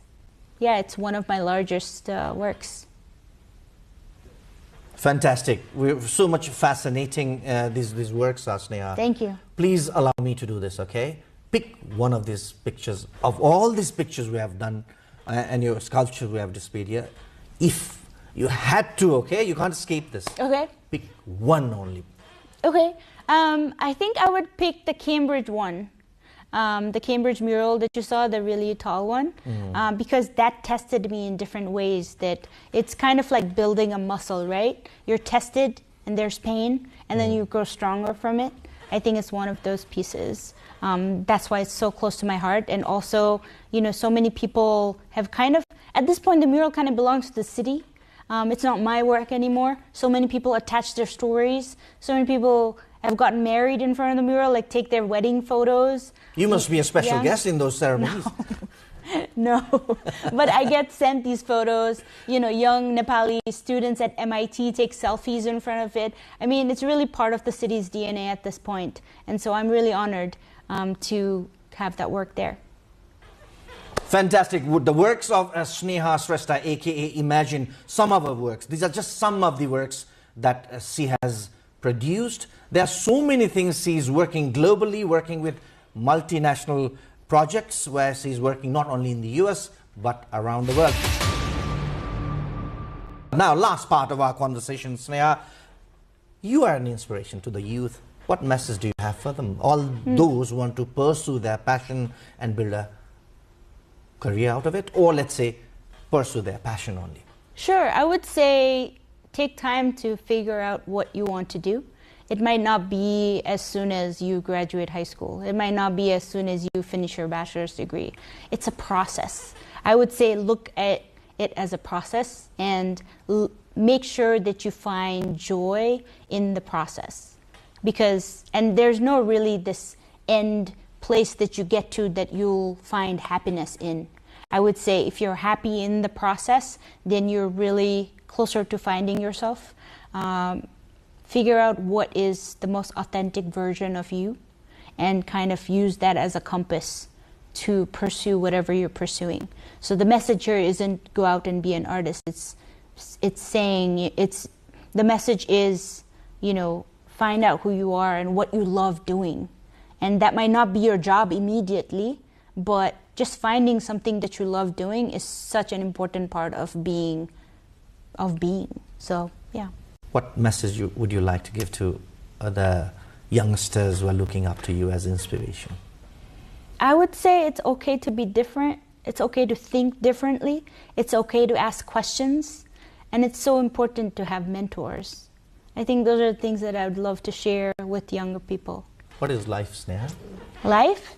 I think it's a process. I think it's like this fun process that you get to try different things out in. And yeah, I think that's what life is. Striking a balance in life, how important it is. I think it's so important to balance out. I think it's important, first of all, to find a compass of what guides you. For me, what guides me is my happiness, and that could mean in different ways. That means being able to see my parents as often as I want. That means being a good friend. That means building communities in both of my homes, in Kathmandu and in Boston. These are things that really kind of make my life, and kind of make things clear, like what are important to me, and that's my community, that's my friends and my family. And I think once you have that compass, everything kind of starts falling into place. Last question to you, Sneha. Your career goals and your personal goals. Sure. I think I'm not trying to boast it, but I think I'm living it as, career and personal goals. As an artist, it kind of melds into one thing. And I want to take both of them side by side. So if my career helps me express myself even better, that's amazing. Things that I might say no to, that might be, for my personal life. And I think balancing those things is quite important. But both of that is still me. So I got to take both of them in a balanced way. So, yeah. Okay, so I have something that I brought for you. It's a sticker. And it has the first letter Ka on it. And it's something that I do for everybody that I meet. I give them a sticker. And the background for that is really, when graffiti writers meet each other, we exchange stickers. Street artists, murals, we exchange stickers. And I really like to do that. And sticker something, playful and a little bit of joy. So, yeah. My privilege, Sneha. Thank you so much. Thank you. Thanks for having me. Wonderful conversation with a Nepali contemporary artist who is definitely a world-class artist, Sneha Shrestha, whose name in itself is Imagine, that correlates to her roots, her mother. Thank you so much for watching this show, and definitely do follow us on our website, our social media handles. Until next time, from me and my entire crew of Declassified, bye-bye.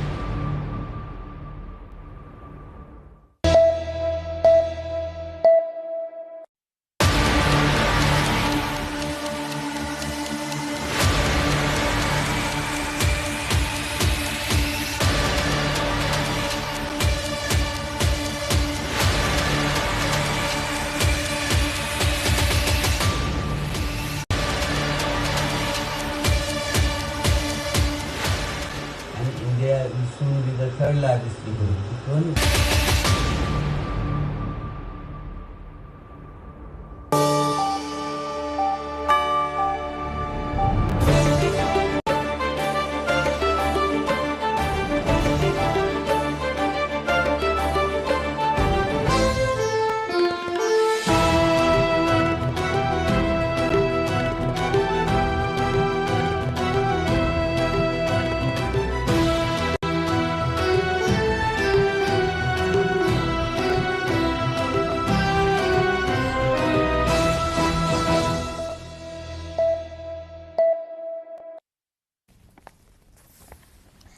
Welcome to the studios of NTV World in Kathmandu. Public Service Broadcasting PSB Nepal's new initiative to make Nepal more visible and audible to the global audience. Welcome on board.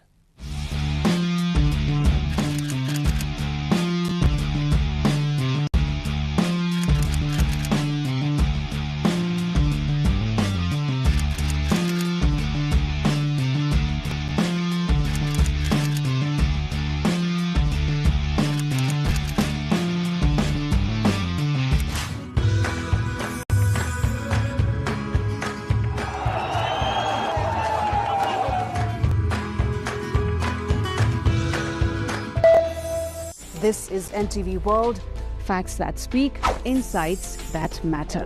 Telling the stories of a changing planet. NTV World, Nepal's perspective to the world.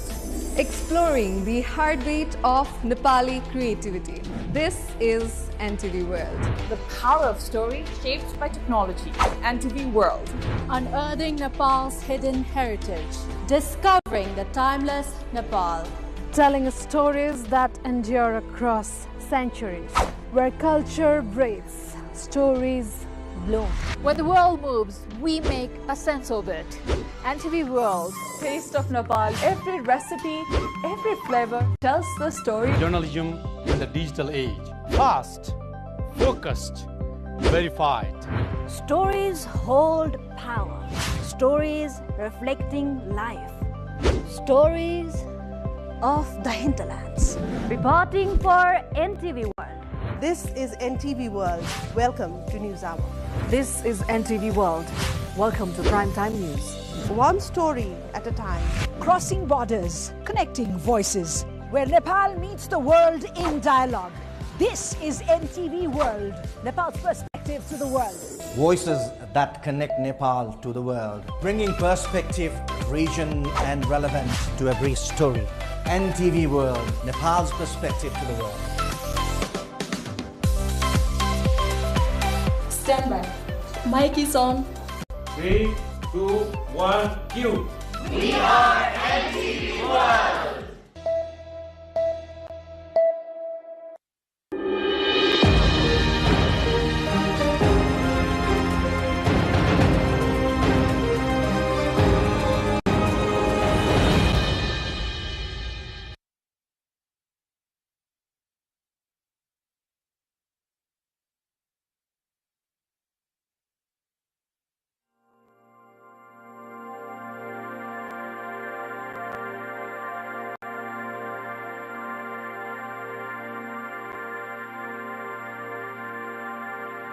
For centuries, the Kumail community of Nepal has lived closely tied to the earth, shaping clay, cultivating land, and sustaining a cultural identity rooted in indigenous skill, craft, and tradition.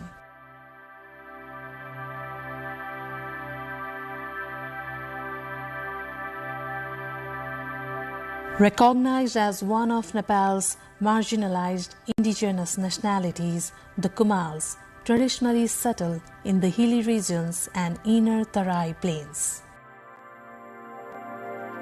Cultural practices and oral histories indicate that they have been part of Nepal's civilization since ancient times. As inhabitants of Nepal's fertile river valleys and plains, the Kumails have carried forward a deep-rooted tradition of earthenware craftsmanship, agriculture, and a rich cultural heritage that reflects centuries of resilience and adaptation.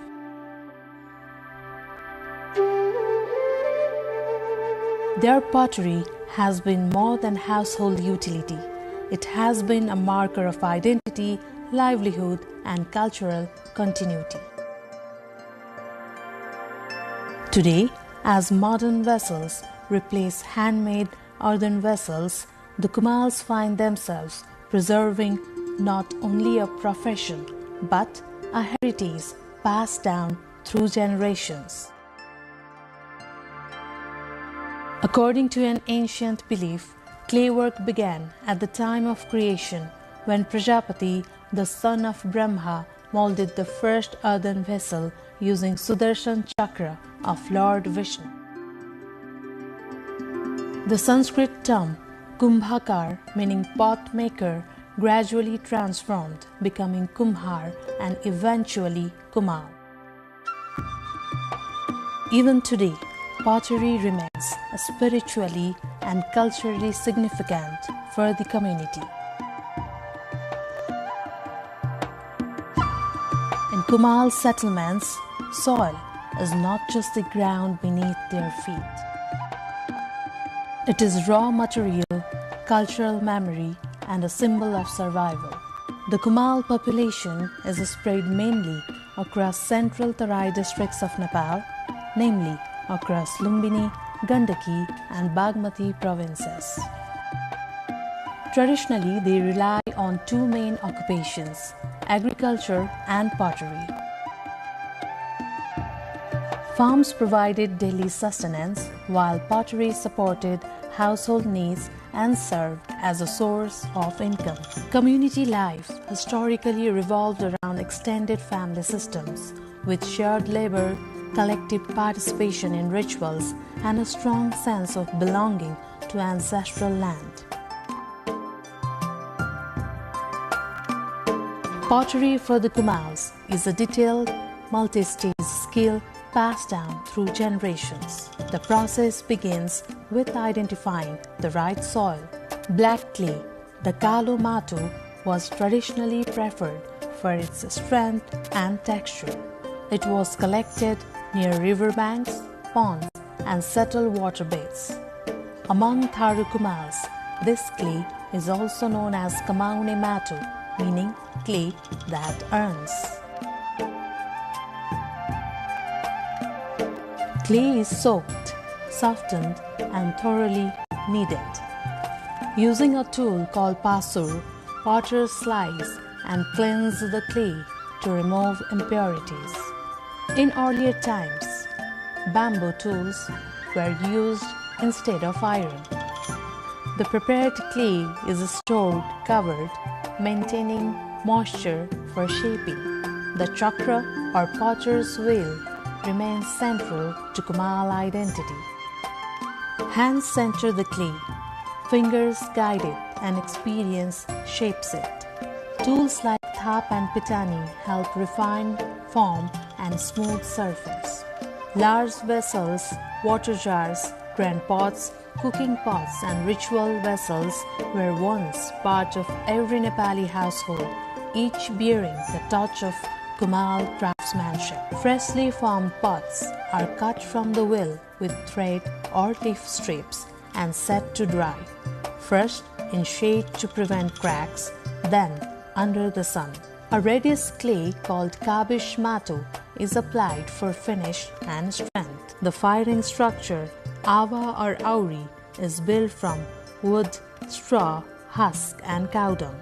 Pots are stacked carefully, forming a dome-like structure covered with hay and soil. The firing process takes up to 3 days. The Kumals maintain rich intangible heritage through customs, rituals, music, and dance. The Keli dance is one of the most distinctive cultural expressions of the Kumals. Traditionally performed by men dressed as women, it is associated with community celebrations and spiritual belief.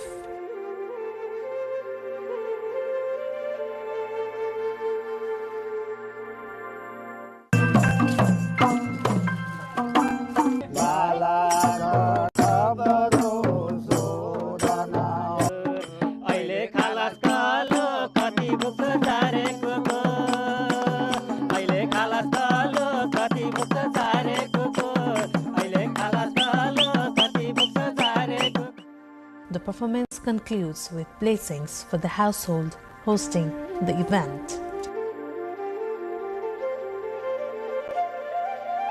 Marriage traditionally takes place within the community, though intercaste marriage, particularly with Magar communities, has become common.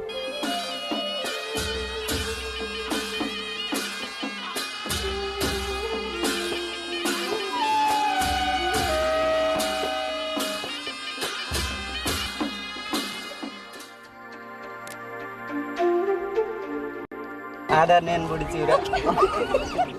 Dari pokoknya nen budi ciura. Pokoknya budi ciura. Samdi fight is also popular in this culture, where fathers of bride and groom go through a physical battle as a part of entertainment.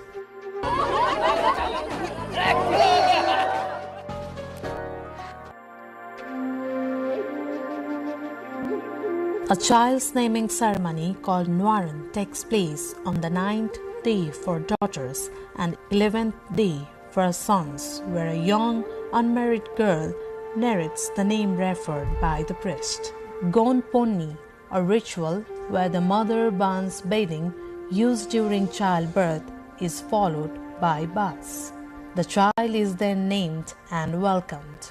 बोलाउने नाम आशिष कुमार, देवताको नाम गोविन्द कुमार, मेरो नाम Santosh Kumar. Grandmothers carry babies around the home, chasing the newborn with a catapult, symbolically granting strength and sealing belonging.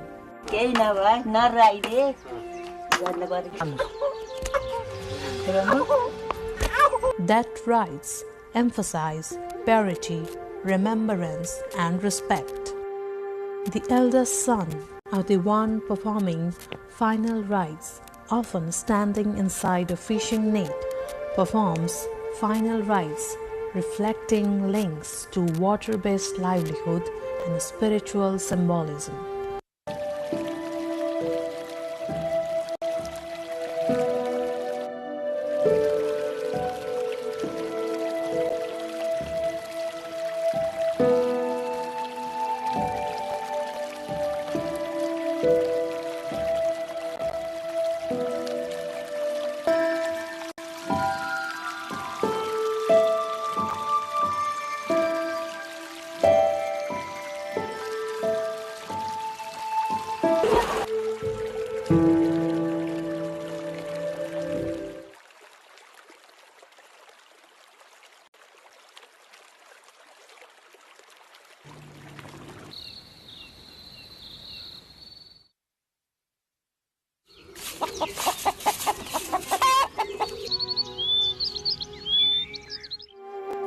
Among the many Kumal rituals, ancestral worship, Kul Puja is considered the most important.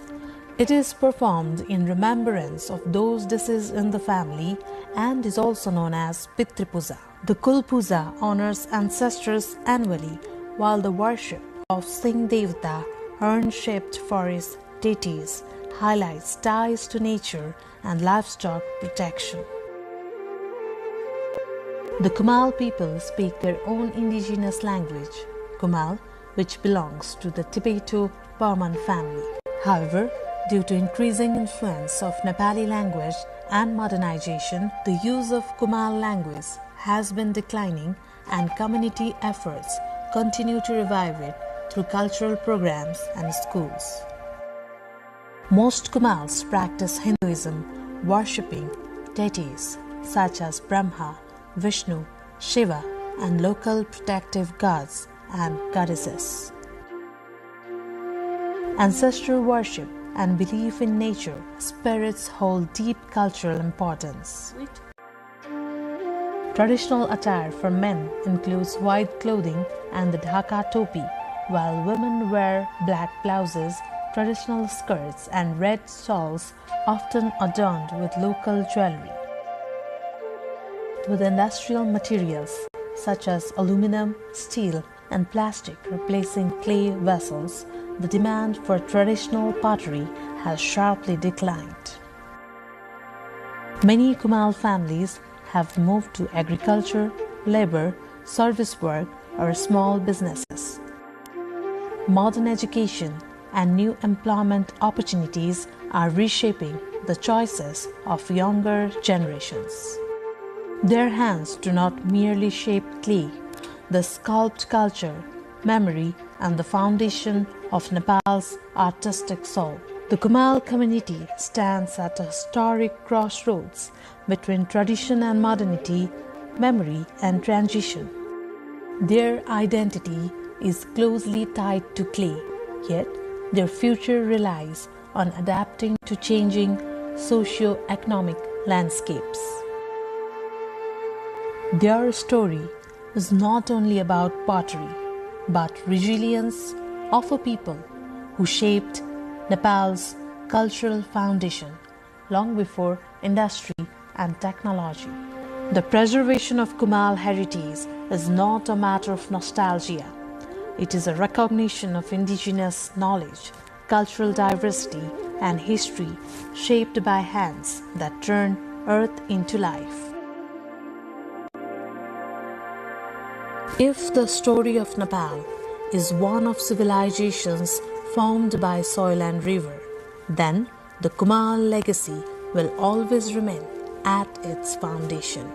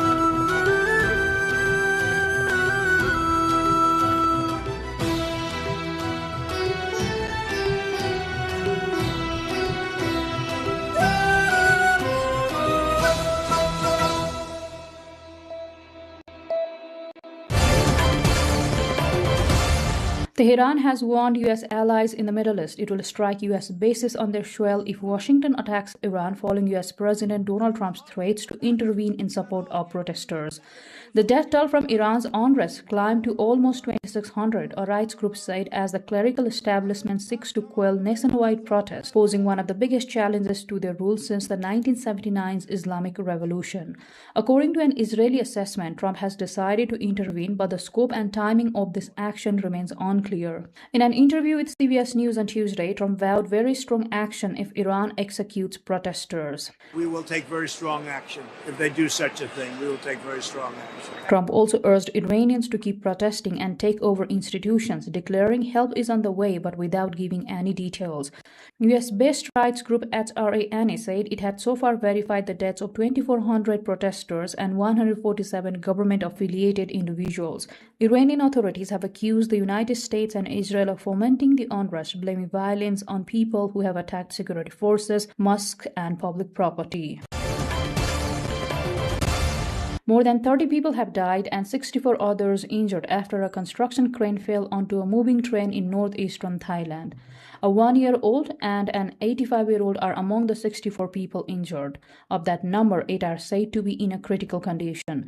The crane derailed the train and crushed some of its carriages, one of which caught fire. Official records say some 195 passengers had been on board the train when the accident occurred at around 9 a.m. local time. Rescuers later managed to fully evacuate all passengers, and many of the wounded were transferred to hospitals in the region. The government has ordered an investigation into the incident, which comes after a series of other fatal accidents blamed on safety lapses.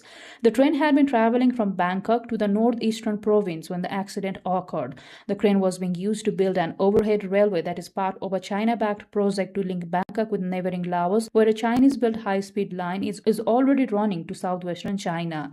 Thailand is no stranger to deadly construction accidents due in part to weak enforcement of safety standards and regulations. European Commission President Ursula von der Leyen said on Wednesday that Greenland has the full backing of the European Union, stressing the bloc's close relationship with the territory. Speaking at a press conference in Brussels, von der Leyen said the European Union respects the wishes and interests of the Greenlandic people. First of all, Greenland belongs to its people.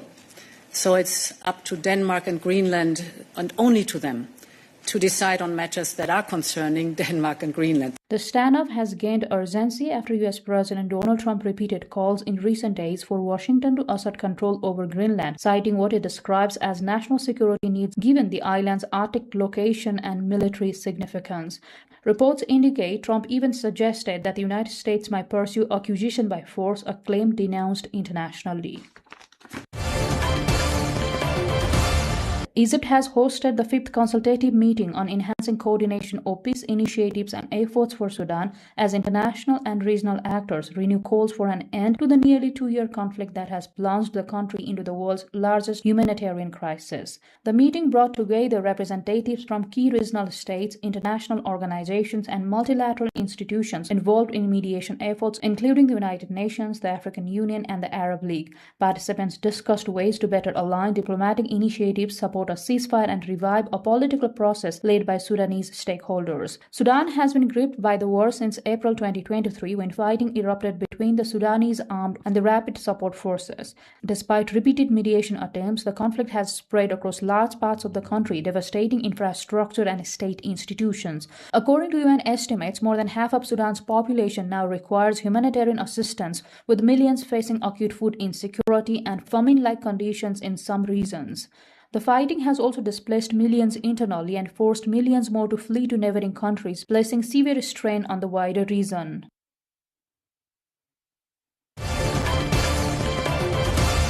Nestle CEO Philipp Navaratil has apologized over the recall in dozens of countries of some batches of the company's infant nutrition products, a setback which dealt a fresh blow to the Swiss consumer goods giant after a challenging 2025. The CEO added there have been no confirmed cases of illness linked to the product so far. The recall has put more pressure on the KitKat and Nescafe maker as its new CEO Navaratil, who is seeking to revive growth through a portfolio review after management upheavals. Navaratil said that in December, the company confirmed a quality concern at one of its factories in the Netherlands and began a precautionary recall across several European countries where the affected products were being sold from the plant in question. The recall has also put pressure on Nestlé's shares.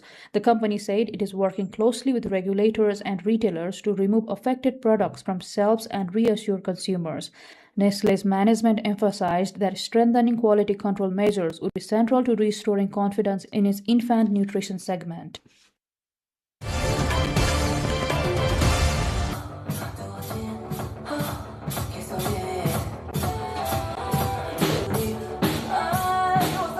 Japanese Prime Minister Sanae Takaichi and South Korean President Lee Jae-myung concluded the first day of their high-level summit in Nara with an unexpected cultural diplomatic gesture. The two leaders played drums together to K-pop music, including BTS's Dynamite and Golden from the K-pop Demon Hunters, in a short session captured on video by the Japanese Prime Minister's office. The impromptu performance followed formal talks aimed at deepening cooperation on security, economic ties, and regional stability amid broader tensions in East Asia. Takaichi, an avid drummer and former college band musician, organized the session and guided Lee, who she said learned despite having little prior knowledge. Lee later described fulfilling a long-held dream of playing the drums, a symbolic moment of personal rapport between the two heads of the government.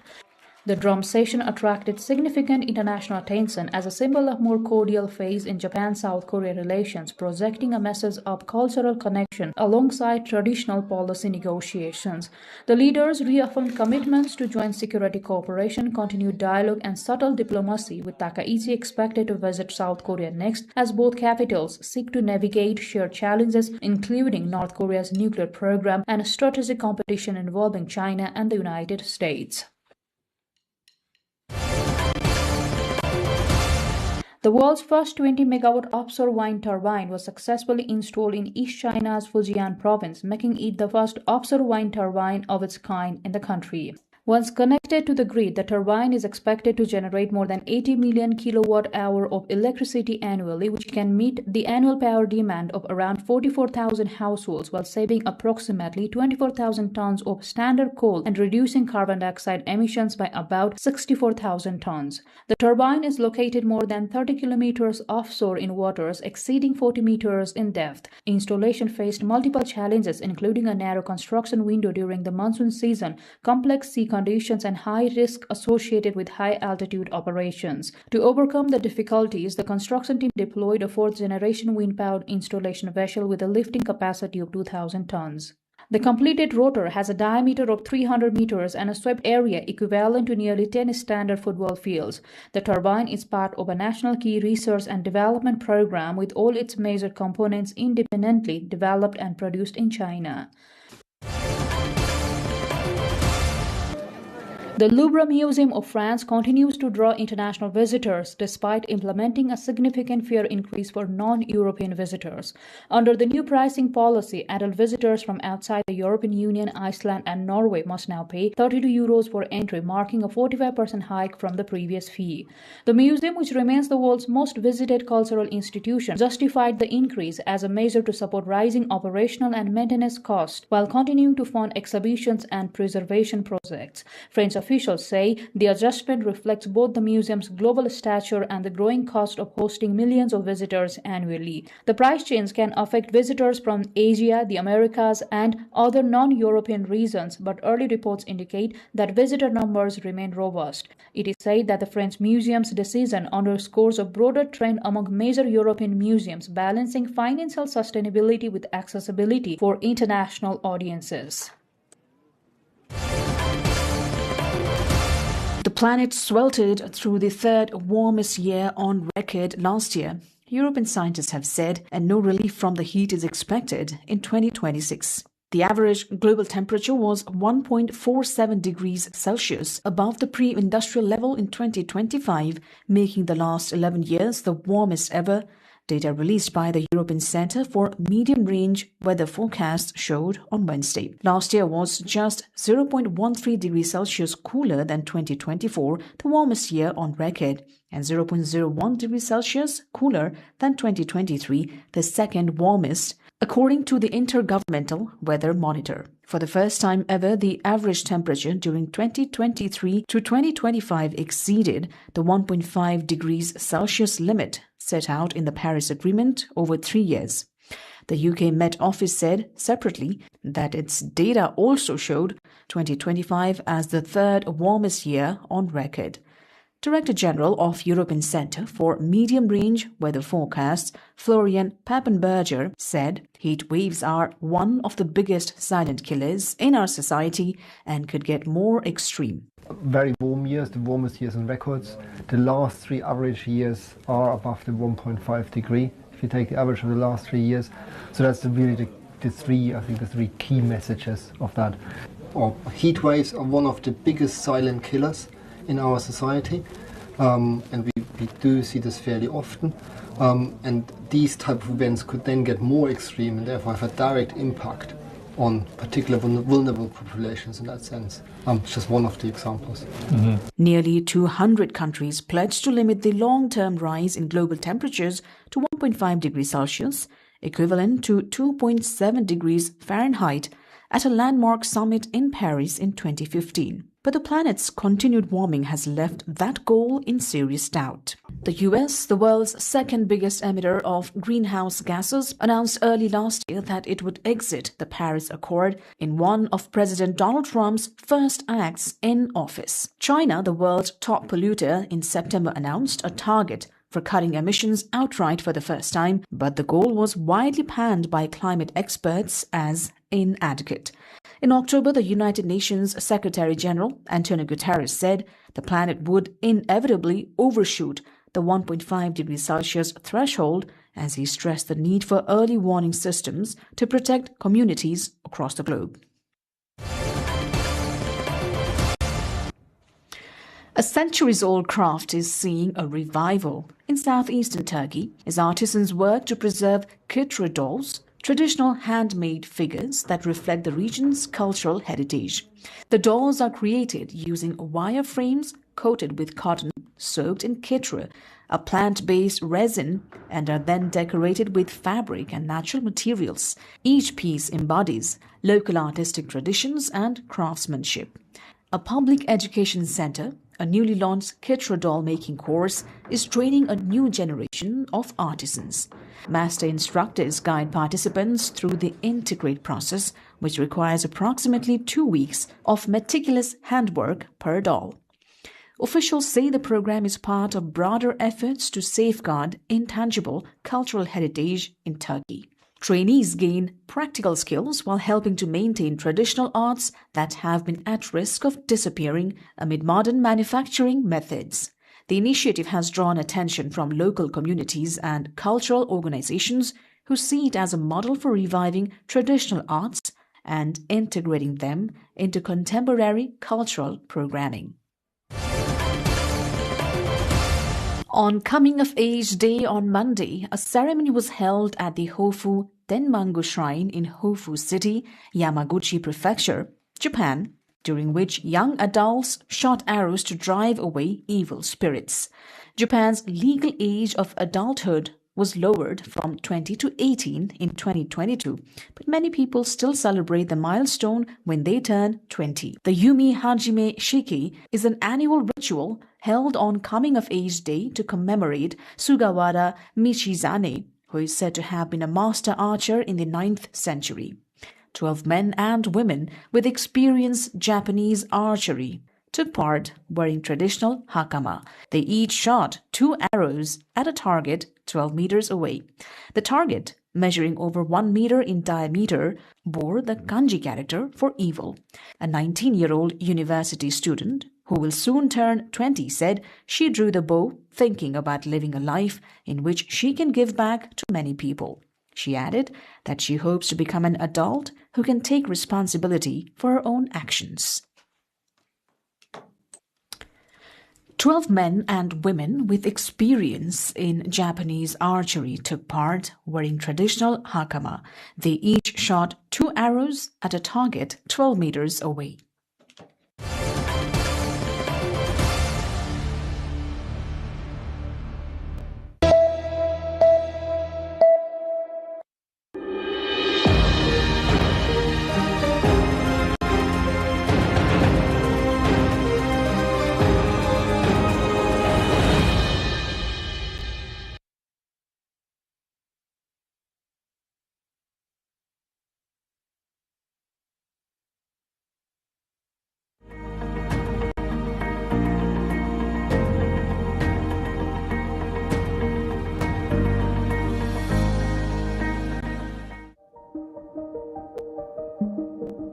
चारैतिर हरियाली नै हरियालीको बीचमा चराचुरुङ्गीहरू बात मार्दै गरेका, हावाले संगीत भर्दै गरेको अनि माटोले आत्मीयता देखाएको यो पावन भूमि हो दक्षिणकाली।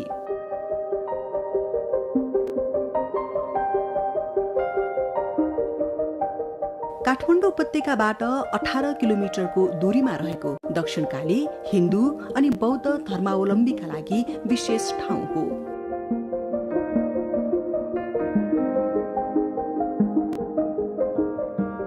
हिन्दू धर्मका प्रख्यात गुरु गोरखनाथ र बौद्ध धर्मका प्रख्यात गुरु रिम्पोछे अर्थात पद्म सम्भवले ध्यान गरेको र सिद्धि प्राप्त गरेको यो विशेष भूमि हो।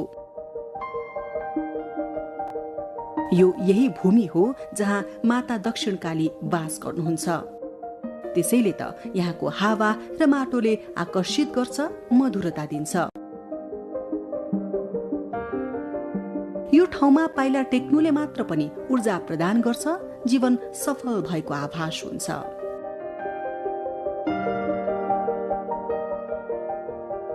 कमलको फूलबाट अलौकिक रूपमा जन्म भएको मानिएका पद्म सम्भव, जसलाई तिब्बती भाषामा गुरु रिम्पोछे भनिन्छ, उनी गुरुले ध्यान गरेर सिद्धि प्राप्त गरेको ठाउँ फर्पिङ दक्षिणकालीमै छ। भनिन्छ बुद्ध धर्मका ज्ञाता पद्म सम्भव तिब्बतमा बुद्ध धर्मको जग बसाल्न जाँदै गर्दा धेरै वर्ष नेपालको फर्पिङमा बस्नुभयो।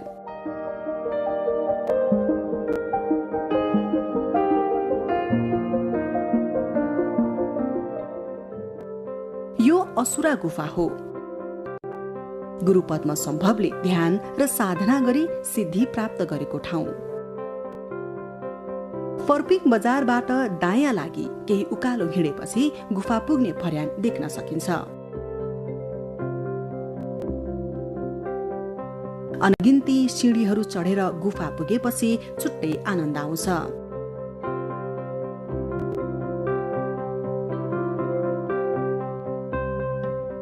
विशाल चट्टानभित्र सानो कोठा छ जहाँ पद्म सम्भवको मूर्ति राखिएको छ र दीप प्रज्वलन गरिएको छ। अनि छेउमा एक लामा मन्त्र उच्चारण गरी ध्यानमा लीन हुनुहुन्छ।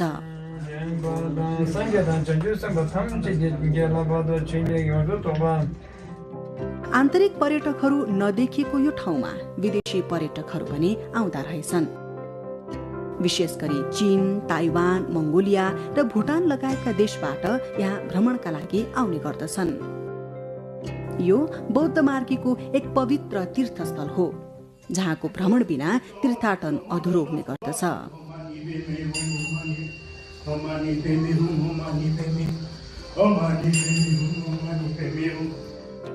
यही शिलामा हातका ठ्याक्कै 5 औंलाको डाम छ। स्थानीयका अनुसार यो हातको डाम गुरु पद्म सम्भवका शिष्यको हो। भूलवश हातको डाम रहन गएपछि ती शिष्य पश्चातापमा गएको भनाइ छ। यसै गरी अर्को एउटा भनाइ पनि प्रख्यात छ जसले यो हातको डाम गुरु पद्म सम्भवकै भएको बताउँछ। त्यसैले त यहाँ आउने पर्यटकहरू यहाँ आफ्नो हात राखेर पद्म सम्भवसँग ऊर्जा र आशीर्वाद माग्छन्। इतिहासमा पद्म सम्भवलाई अलौकिक शक्ति मानिन्छ जसले नकारात्मक ऊर्जा सजिलै परास्त गरी न्याय र शान्ति प्रदान गर्ने विश्वास गरिन्छ।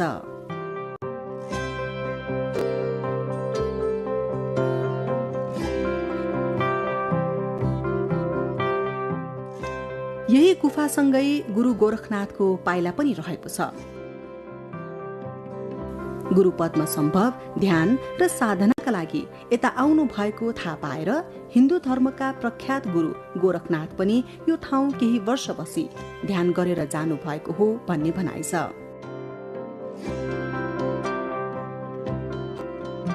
गुफाका सिँढीहरू झर्दै गर्दा शिलामा स्वयं उत्पन्न भएको मानिएको गणेश र सरस्वतीको मूर्ति पनि छ।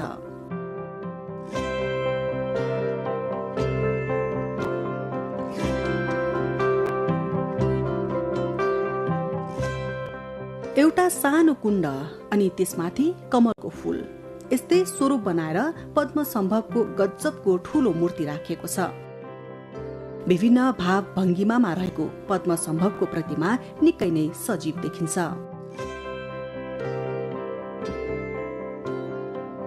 यहाँ बसेर मजाले ध्यान गर्न सकिन्छ।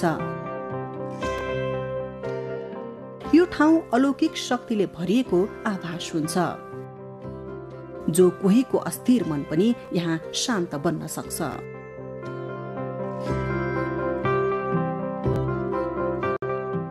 यो असुरा गुफा र फर्पिङमै रहेको याङ्लेश्वर गुफा गुरु पद्म सम्भवले आवत जावतका लागि प्रयोग गर्न गरिएको पनि स्थानीय विश्वास छ।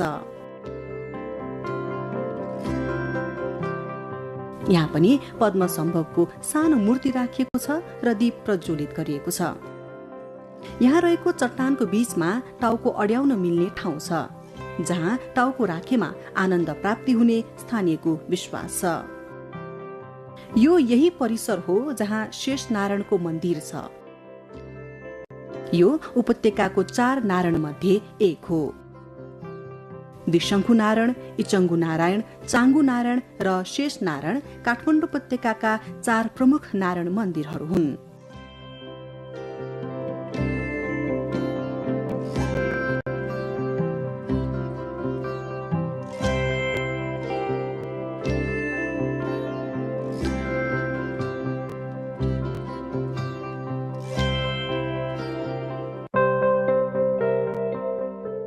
यही मन्दिरको ठिक माथि चट्टानमा विभिन्न आकृतिहरू देख्न पाइन्छ जसलाई भक्तजनहरू विभिन्न रूप मानेर श्रद्धा गर्छन्। कामधेनु गाईको थुन, गणेश अनि शेषनागको आकृतिका रूपमा देखिने यी स्वरूपहरूमाथि भक्तजनहरूको गहिरो विश्वास छ।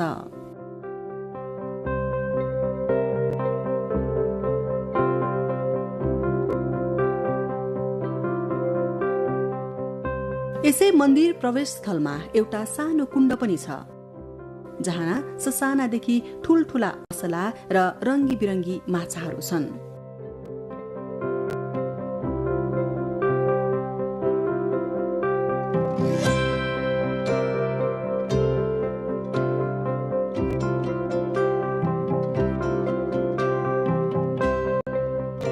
यहाँ केही जोडी कछुवा पनि छन्।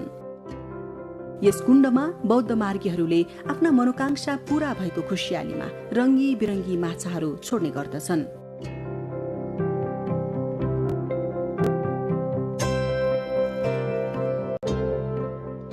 अनि यिनै माछाहरू हेर्न यहाँ ससाना बालबालिकादेखि ठूलासम्म आउने गर्दछन्।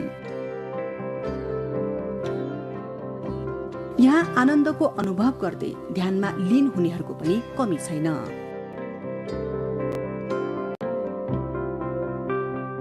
यहाँको अर्को विशेष भनेको वज्रयोगिनी मन्दिर हो।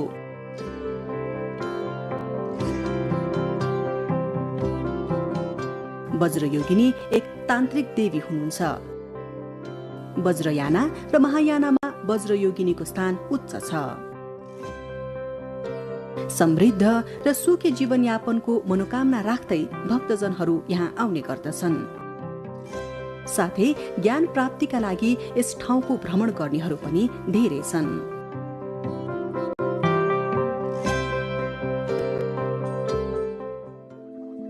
आशाका दीपहरू बलिरहेका, खुशीका स्वरहरू गुन्जिरहेका यी ठाउँहरू साँच्चै विशिष्ट छन्। यसै विशिष्टताको अर्को नाम हो दक्षिणकाली मन्दिर। यो मन्दिरमा विभिन्न मनोकामना राखेर दर्शन गर्न आउनेहरूको भिड नै लाग्ने गर्दछ।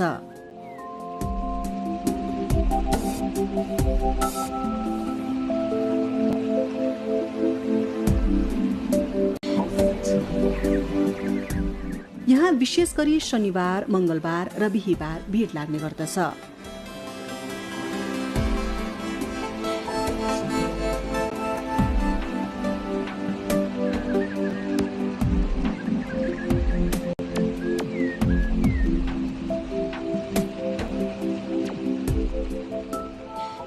दशैंमा यहाँ विशेष पूजा हुने गर्दछ।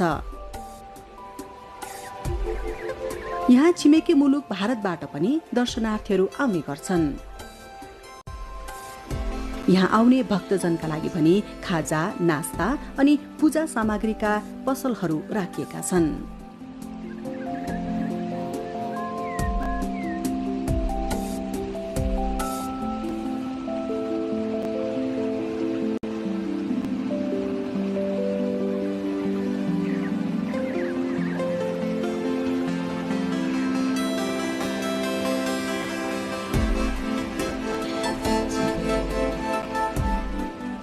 यही मन्दिरको ठिक माथि माताको मन्दिर छ, जुन दक्षिणकालीको माताको हो भनिन्छ।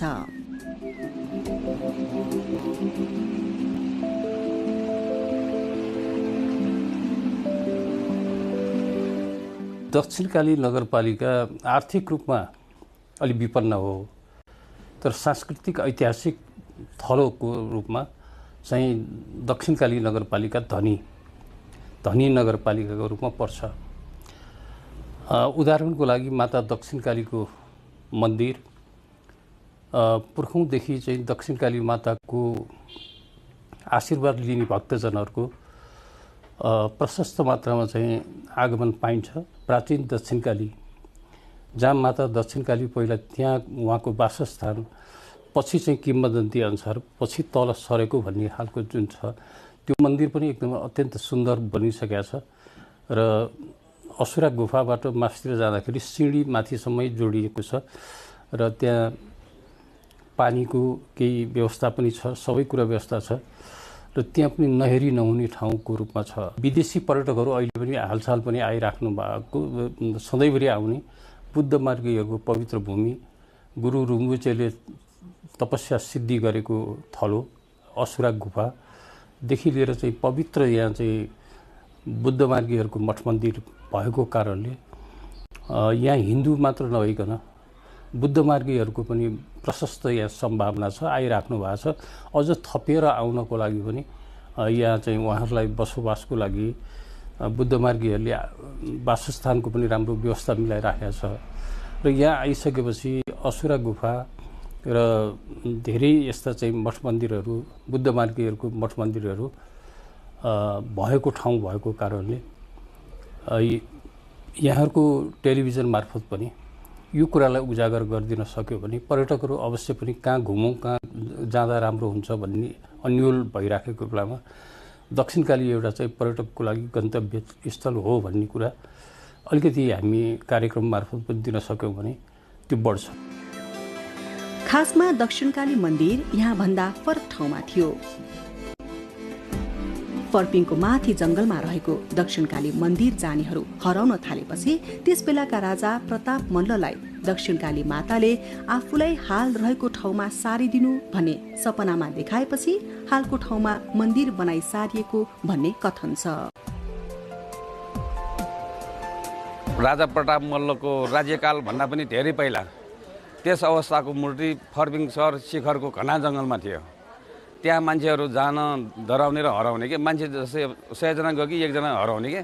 त्यो भएपछि राजा प्रताप मल्ललाई साक्षात् कि दक्षिणकाली देवी सपनामा प्रकट भएर मलाई यो अप्रकाशित मूर्ति थियो त्यतिखेर, मलाई प्रकाशित मूर्तिमा प्राण प्रतिष्ठा गरेर दुई नदीको सङ्गम चौक जस्तै पूर्णावती गङ्गा र उदारवती गङ्गाको बिचमा मलाई विराजमान गर र त्यस अवस्थामा प्रताप मल्लको पालोमा महामारीको भय थियो के, त्यो भय पनि निवारण हुन्छ भनेर अनि प्रताप मल्लले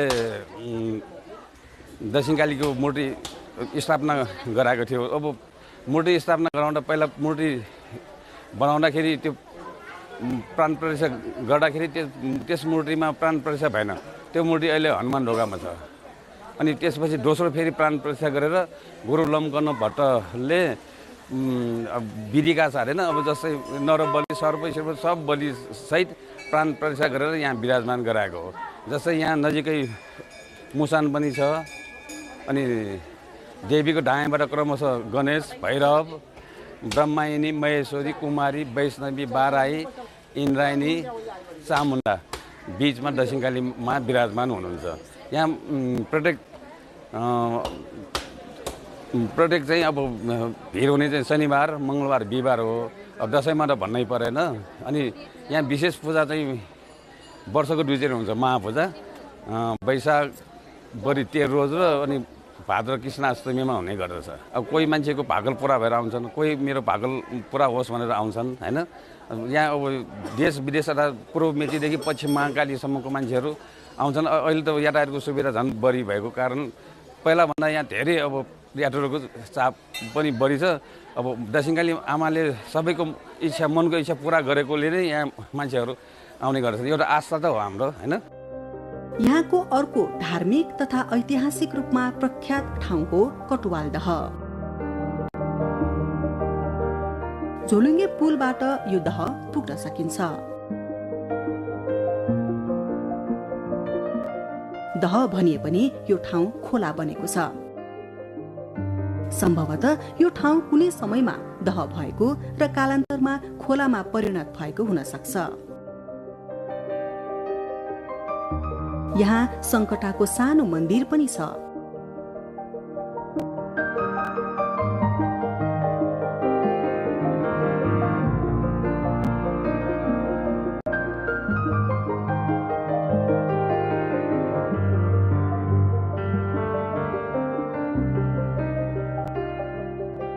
यो दहको जल रातो मच्छिन्द्रनाथको जात्रा सुरुवात गर्न अनिवार्य छ।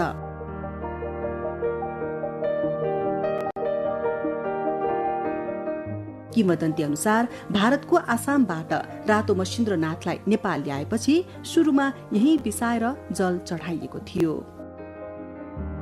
गर्मीमा शीतलता दिने यो ठाउँ आनन्ददायी छ। यहाँको चिसो हावाले मन शान्त पार्नुका साथै ऊर्जा पनि प्रदान गर्छ। यो गोपालेश्वर मन्दिर हो। यहाँ महादेवको ठूलो शिला रहेको छ। 3 तल्ले प्यागोडा शैलीमा निर्माण भएको यो मन्दिर गोपाल वंशमा निर्माण भएको इतिहासमा उल्लेख छ।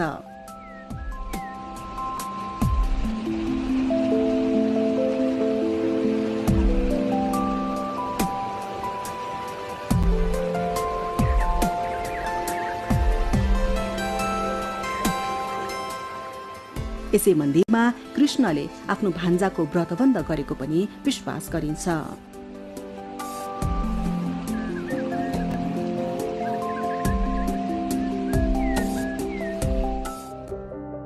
यहाँ रहेको चम्पादेवी डाँडा र भस्मासुर डाँडा पदयात्राका लागि एक आकर्षक गन्तव्य हो। चम्पादेवी काठमाडौँ उपत्यका वरिपरि रहेका अग्ला डाँडाहरूमध्ये तेस्रो अग्लो डाँडा हो। यो घना जंगलले घेरिएको छ र यहाँबाट सुन्दर हिम श्रृङ्खलाहरू देख्न सकिन्छ। प्रकृतिको नजिकमा रही आनन्द लिनका लागि दक्षिणकाली एक उत्कृष्ट गन्तव्य हो। त्यसैले त यहाँ रहेका करिब 200 वटा गुम्बा लगायतमा अध्यात्म तथा ध्यान केन्द्रहरू खोलिएका छन्, जहाँ राष्ट्रिय तथा अन्तर्राष्ट्रिय व्यक्तित्वहरू ध्यानका लागि आउने गर्छन्।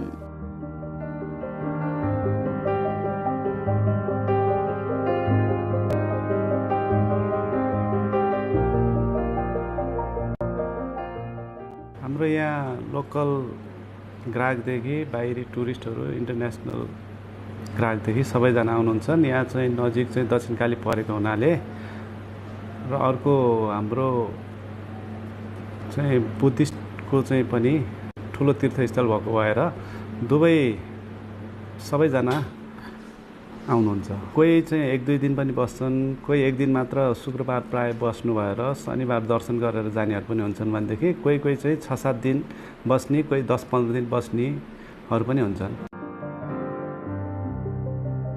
यहाँ घुम्न आउने पर्यटकका लागि खाजा, खाना तथा बास बस्न होमस्टे तथा होटलहरू पनि रहेका छन्। ठुलठुला रिजोर्टदेखि ससाना खाजा पसलहरू रहेकाले यो ठाउँ पर्यटकका लागि सहज छ। मेरो लगभग 1 वर्ष जति भयो। सधैँ आइन्छ। अब यसो कहिलेकाहीँ यताउता काम पर्यो भने बाहिर हिँडिन्छ, नत्र त प्राय यहीँ हो सधैँ। यहाँ अब शनिबार र पब्लिक होलिडेमा अलिअलि हो, नत्र अरू बार यस्तै नर्मल 500-700 200-400 जे होस् सर्भाइभ हुनलाई भइरहेछ, टाइम पास भइरहेछ। आफ्नै घर नजिक पनि भयो, आफ्नै ठाउँमा केही गरेर खान पनि पाइयो नि त।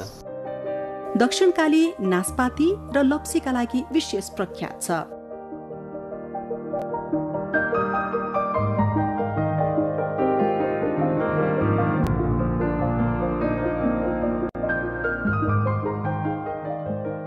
दक्षिणकालीको नास्पाती र लप्सी भन्ने बित्तिकै जो कोहीको पनि मुख रसाउँछ।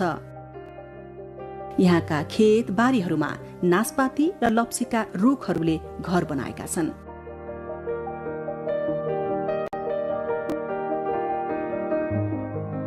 एक समान ठडिएका यी रुखहरूमा रहरलाग्दो पाराले नास्पाती फलिरहेका छन् अनि लप्सी पनि। यी लप्सीको यहाँ मिठो क्यान्डी बन्ने गर्छ।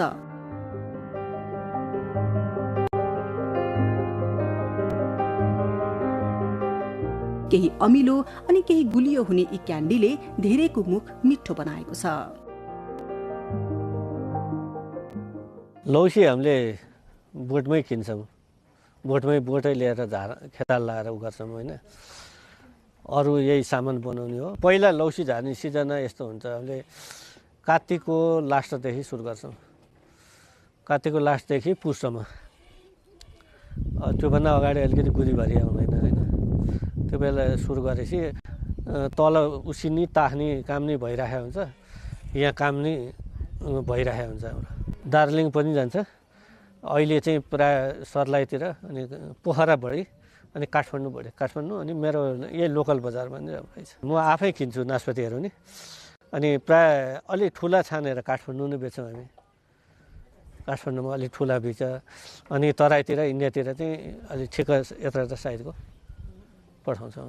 हामी 6 जना छौँ। पहिला त 8-9 जनै छौँ, बच्चाहरू छोरीहरू व्यवहार गयो। अहिले राम्रै छ। यहाँ धान रोप्दै गरेका किसानहरू भेटिन्छन्, जिम्बु लाउँदै गरेका किसानहरू पनि भेटिन्छन्।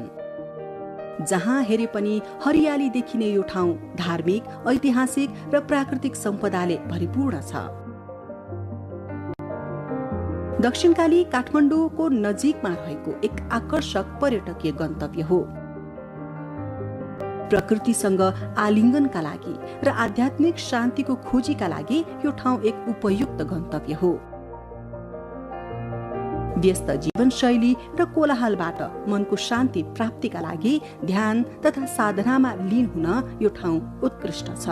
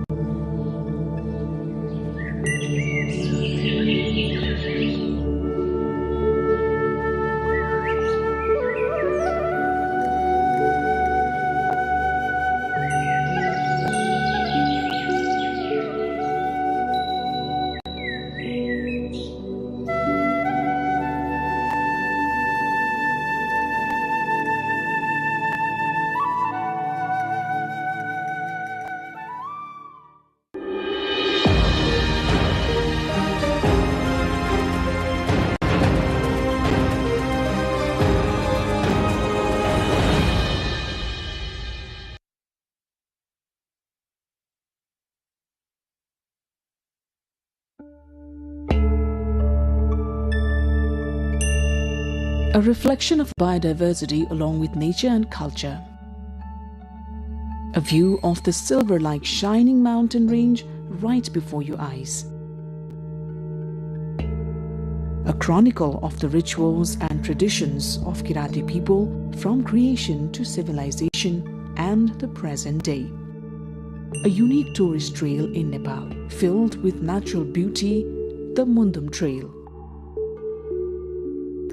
Mundum Trail is a uniquely identified trekking route in Nepal filled with natural beauty. The trail is an excellent tourist destination for trekkers who want to enjoy the culture and traditions of various ethnic groups while observing natural beauty. The Mundum Trail was identified as a new trekking route with the aim of promoting tourism in Khotang, Bhojpur, Sangkhwa Sabha and Solukhumbu regions of eastern Nepal. The specialty of the Mundum Trail is trekking while observing the tall mountain ranges, high hills and beautiful views of the flat plains of Tarai. Since it is connected to the culture of the Kirati people, this trail is named after the Mundum rites of Kirat Rais. Various structures reflecting the culture and traditions of the Kirat Rais built around the trail. Large grassy meadows and yaks and sheep herds raised by local herdsmen highlight the speciality of the trek. Dishes reflecting the identity of ethnic groups like Kirat Rai, Sherpa, Tamang and others, local organic food produced by herdsmen, various types of vegetation and precious herbs can be found during the Mundum trek. The trail is a total of 107 kilometers long. Both domestic and international visitors say the rivers originating from Mahabharat mountain range, forests covered in rhododendrons, rare and endangered wildlife and plants, and animal husbandry by hard-working farmers captivates their hearts. The Mundum Trail, where one can trek through the hills with the world's highest peak, Mount Everest, at its head, is a precious gift from nature. It's a trek where one can escape the heat of the Tarai, enjoy natural beauty, reveling in the sweet sounds of birds and connecting with endangered plants, making the experience all unique. As there is heavy snowfall in winter, the number of tourists trekking and playing in the snow along the Mundum Trail witnesses a surge every season. The Mundum Trail is connected to religion, culture, rituals and lifestyle of entire Kirat community. Mundum itself means the Kirat culture, rituals and the daily life of Kirati people or Kirat knowledge. And the concept of Mundum Trail is also about introducing the culture, lifestyle and history of the Kirati people to the world, familiarizing them with the community. The journey along the trail, which spreads through uphills and downhills, offers close-up views of more than 24 beautiful mountain ranges. That includes Nuptse, Everest, Lhotse, Makalu, Kanchenjunga and Kumbhakarna. They all delight every traveler. The Mundum trek starts from Dawa Bhanjang in Diktel, Sakaila Rural Municipality of Khotang, and Bhojpur Bazar in Bhojpur. Most tourists start their journey on this trail from Chakhewa Bhanjang in Temki Rural Municipality, Bhojpur. The trek starting from Chakhewa Bhanjang is a gift of biodiversity, culture and nature. The trail is also a tourist area listed among the 100 must-visit destinations selected by the government of Nepal. Temke Dada is an excellent tourist destination near the starting point of the Mundum Trail. It lies on the border of Bhojpur and Khotang. It is located at an altitude of about 3,032 meters above sea level and is a flat plateau on top of a single hill. The history of Temke Dada is also linked to Kirati civilization. Temke Dada is a habitat for various species of trees like jamb, rhododendron and chimal, as well as endangered wildlife such as red panda, ghorol and thar. Various places in Koshi province can be clearly seen from Temke Dada. From here, one can have a panoramic view of dozens of mountain ranges, including the world's highest peak, Mount Everest, Makalu, Kanchenjunga and Gauri Shankar. Apart from that, from Temke Dada, one can watch the sunrise and sunset.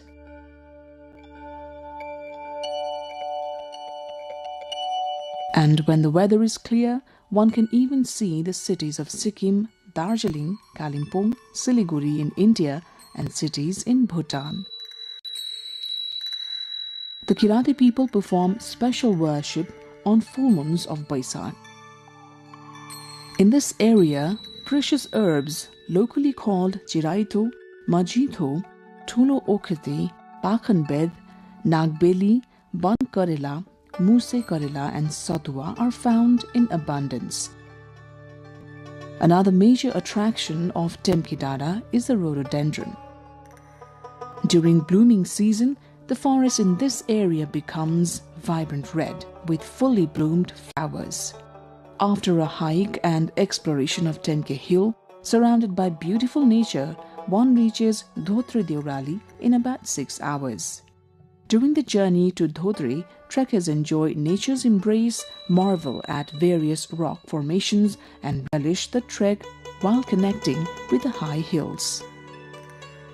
At Dhotre Deorali, there are arrangements for food and lodging for tourists. Leaving Dhotre and moving forward on the trek, various structures have been built targeting the culture and traditions of Kirati people to attract tourists. The Mundum Trail's construction began with a 35% investment from Koshi provincial government, 35% from Swiss government and 30% from the local government. Along this entire trail, rest stops, drinking water taps, and stone platforms have been built for tourists. 15 ponds in the shape of a chindo, which is a traditional Rai vessel reflecting Kirat Rai culture, have also been constructed. This is a place where shamans have walked, a place of tantric power, and an extremely scenic area. Mundum is the name of a Kirat scripture. The trail is named after this sacred name. This trail, which integrates various aspects of Kirati civilization, culture, history, and life from Silichung to Mayung and then to Temke, and from Temke to Kualung and Tuachung, proceeds along the ridge of Mahabharat mountain range. Another special beauty of the Mundum Trail is Has Pokhari. Located at an altitude of 3,333 meters above sea level, Has Pokhari is a special destination that should not be missed during the trek. At the edge of Has Pokhari, a statue of Sumnima and Paruhang has been erected. According to Kirat Mundum, Sumnima and Paruhang are the creators of this universe. The gentle fragrance of various species of flowers blooming in the grassy meadows captivates every tourist visiting Has Pokhari. The rhododendrons that bloom in season in the Has Pokhari area make one feel like staying in the vicinity of the pond forever. During their journey to Has Pokhari, travelers can observe at least 16 species of rhododendrons that bloom during the spring season. Another important destination of the Mundum Trail is Mayung Dada.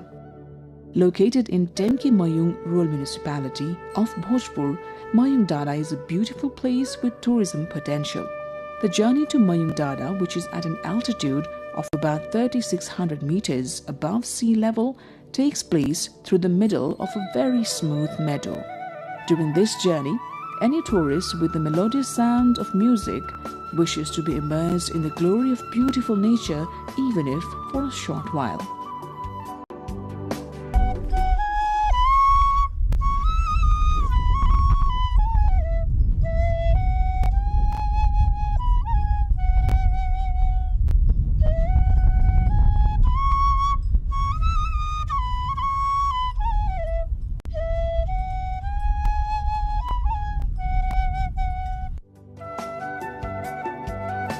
The Mayung area is also a special observation point for horses. The attraction of horses roaming freely under the open sky is another unmissable feature of Mayung Dada. The Mayung area, which is connected to the neighboring district of Khotang, has a balanced climate, not as cold as the Himalayas, nor as hot as the Tarai. The Mayung area is also a habitat for the globally endangered red panda. During the Mayung journey, adorned with biodiversity and nature, one can enjoy the rhododendrons that bloom vibrantly across the hillsides in the spring. One can sit on various mystical hills and move forward with the cool breeze, mountain views, and by cherishing the natural beauty in their heart and soul. The blooming chap, rhododendron and sunakhari flowers in the months of Falgun, Chaitra and Baisakh captivate the hearts of tourists. The ever-changing weather and the view of the mountain range right before the eyes can make one feel a heavenly bliss on earth when one steps on Mayung Dada.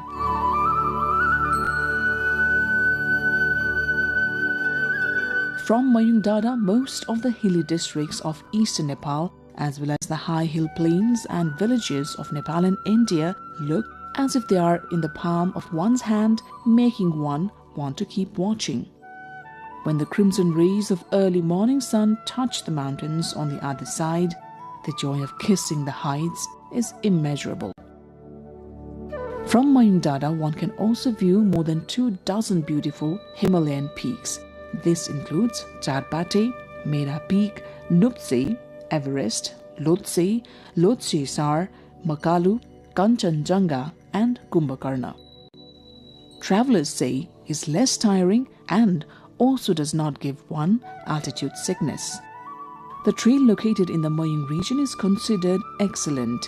given the Laliguras Trail of the TMJ region or the Tinjure, Milke, Jaljale area, and the Khapta Trail of the west.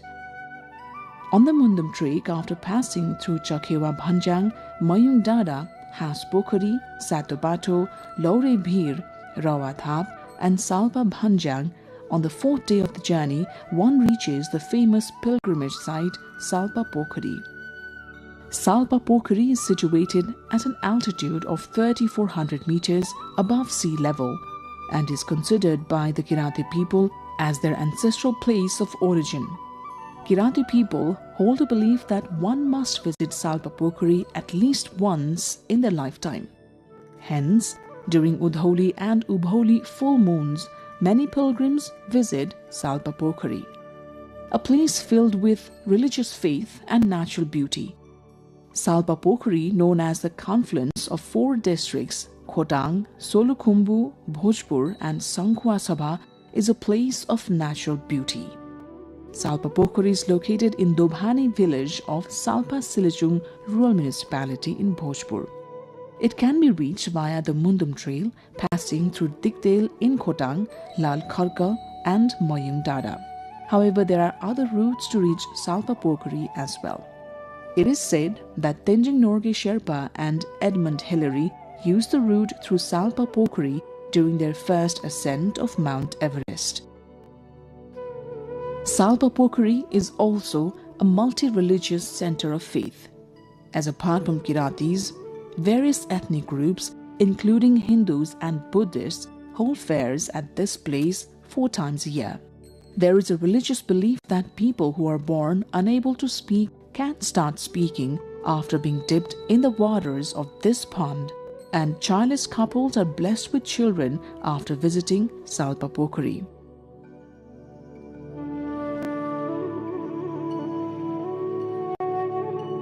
Silichung Dada with Salpa Pokhari as its base camp is an important destination for tourists trekking the Mundum Trail.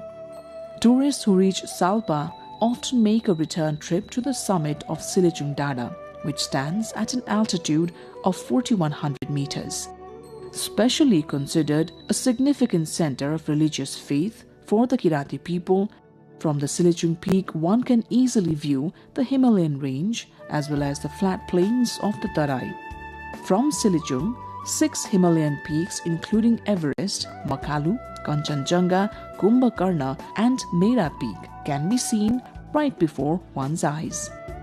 The Salpa Silichung Peak, the highest point in the religiously and touristically significant district of Bhojpur, is established as the tallest among Tenke Dada and Mayung Dada. There is a popular belief that wishes are fulfilled after visiting and offering prayers at the peak of Silichung. Silichung Peak is located on the border of Bhojpur and Sankhwa Sabha districts. It is useful not only for anchoring one's religious faith, but also for savoring the unique blend of nature and culture. From the peak of Silichung, one can directly see Salpa Pokhari to the south and the villages of Solukhumbu, Sankhwa Sabha and Bhojpur. The valley and plains formed by the Arun River, which flows through Bhojpur and Sankhwa Sabha, can be easily viewed from this area. From Silichung, one can also enjoy panoramic views of the sunrise and sunset. At sunrise, a captivating view of mist in the Arun Valley can be seen from this spot. When the weather is clear, climbing Silichung Peak brings a feeling of heavenly bliss. The Silichung area is as naturally beautiful as it is culturally significant. In recent times, Kirat, Hindu, and Buddhist followers have come to regard Silichung Peak as a common pilgrimage site. A large number of shamans gather here during the full moons of Bhadra, Kartik, and Baisakh. Shamans in particular ascend Silichung to gain power and knowledge. The fragrance of the extremely aromatic bhairung, sunpati, and other fragrant herbs and flowers found around Silichung makes the stay there even more pleasant. There is a Mundum myth that Kirati people gain power from this area, envisioning it as the place where the world was created, starting from the hearth, the main pillar, the main door, the eaves, the flower garden, the resting place, and the final water source while praying to their ancestors for divine power. Upon reaching this point, the Mundum trek can be considered complete for the time being. The Mundum Trail is an excellent destination for tourists who want to get close to the Himalayas and enjoy their beauty. The hundreds of types of flowers and birds seen during the Mundum trek make the journey even more interesting. The path is completely covered with the national flower rhododendron in various colors. Being a confluence of nature, culture, and Kirati civilization, tourists get to taste a sweet flavor during the Mundum trek. People of all age groups can undertake this trek. On both sides of the trail, the language, religion, rituals, and culture, as well as the lifestyle of 10 different Kirati-speaking Rai groups are vibrant. This region contains descriptions of the Kirati people from their creation to their civilization, their migration, various activities and rituals and traditions from birth to death. During this journey, one can truly feel a spiritual connection with their ancestors and with those who have passed. Locals have added new dimensions of tourism to the Mundum Trail. Along with homestays, one can also experience goat stays, which is staying in a herder's shed during the Mundum trek. Local herders warmly welcome the trekkers.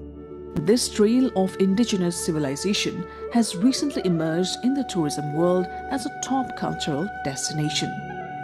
Therefore, developing the Mundum Trail, an exceptional confluence of nature and culture, into a model destination, developing the Mundum Trail, an exceptional confluence of nature and culture, into a model destination for recreation and study for both domestic and international visitors has become a pressing priority.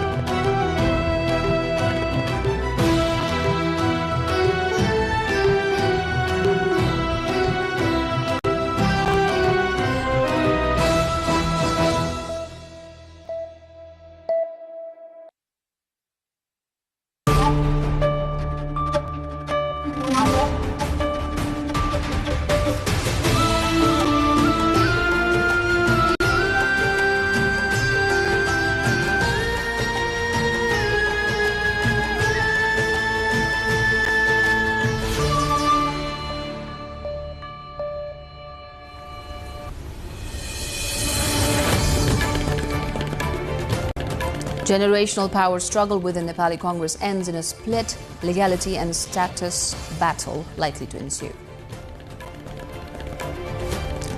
Both factions of Nepali Congress take claim at the Election Commission, flag and election symbol in contention. 175 candidates withdraw from Nepal's proportional representation list ahead of March 5 elections. Lokatantrik Samajwadi Party leads with 110 pull-ups. At least 32 dead in northeastern Thailand after crane crush moving train. More than 16 injured. Rescue works underway. Iran threatens retaliation against US allies. Nearly 2,600 dead as nationwide protests challenge clerical rule. And Friends Club thrashed Kakre Bihar 3-1 in National League opener. League kicks off with 17 teams competing.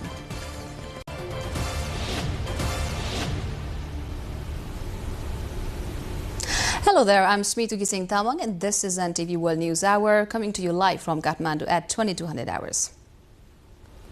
Now the news in detail. The internal revolt led by two general secretaries and backed by majority of General Convention member of Nepali Congress has eventually ended with the most disastrous consequence.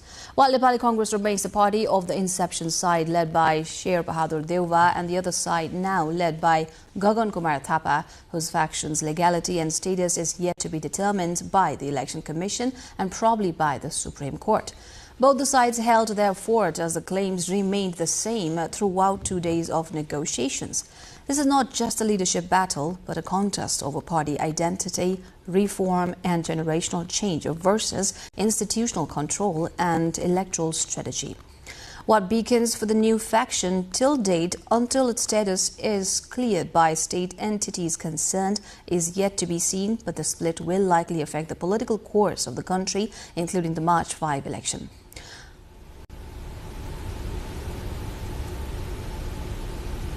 More on Nepali Congress split in our issue of the day later in the program.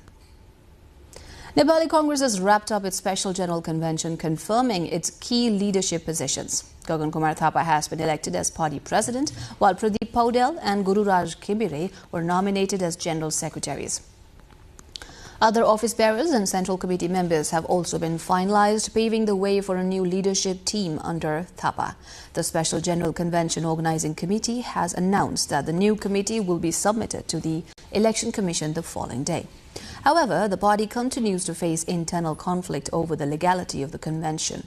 The Central Working Committee has informed the Election Commission that disciplinary action has been taken against General Secretaries Gagan Thapa and Vishwa Prakash Sharma and Joint General Secretary Farmullah Mansoor for allegedly violating party discipline. A team led by Joint General Secretary Badri Pandey has formally submitted the report to the Election Commission. As the nation moves closer to elections, analysts and insiders express concern that these internal disputes could impact the party's readiness and potentially affect the election schedule. A total of 175 candidates have withdrawn from the closed list under Nepal's proportional representation system for the House of Representatives elections scheduled for March 5. According to Election Commission, candidates representing 17 different election symbols withdrew their names by January 12 deadline. The largest number of withdrawals came from the Lokatantrik Samajwadi Party, which removed 110 candidates after forming election alliances. Other parties with withdrawals include Janamat Party, Rashtriya Prajatantra Party and CPN-UML.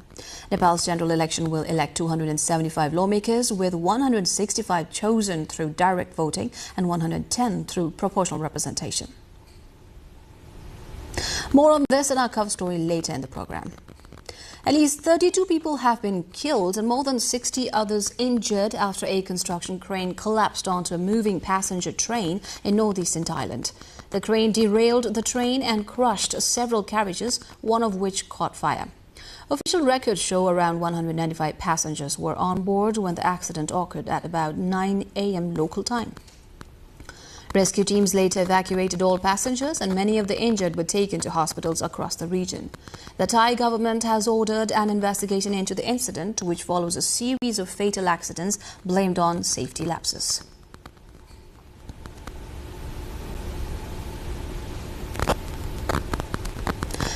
Iran has warned U.S. allies in the Middle East that it will strike American military bases on their territory if Washington attacks Iran, according to media reports quoting senior Iranian officials. The warning follows U.S. President Donald Trump's threats to intervene in support of protesters.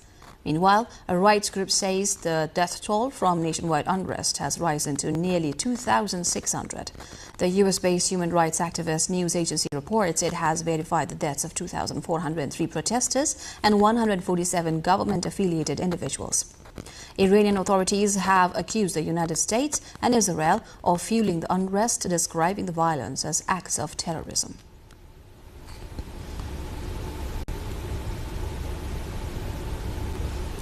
Friends Club made a strong start in Nepal's National League football tournament organized by the All Nepal Football Association (ANFA) by defeating Kakre Bihar Club 3-1 in the opening match at the ANFA complex in Satabato. Goals from Prashant Lakshmi, Pravesh Basnet and Ashish Chapagai secured the victory for Friends, while Kakre Bihar lone goal came as a consolation. With this win, Friends Club earned 3 points in the league standings. The National League fixtures features 17 teams, including 13 from the A Division and 4 from the ANFA President's League, competing in a single round-robin format across 136 matches. The tournament's official inauguration ceremony will take place on Friday at the Dashrath Stadium, highlighted by the match between Machindra Club and New Road team. The league winner will be awarded a cash prize of 5 million Nepali rupees, underscoring the growing prominence of football in Nepal.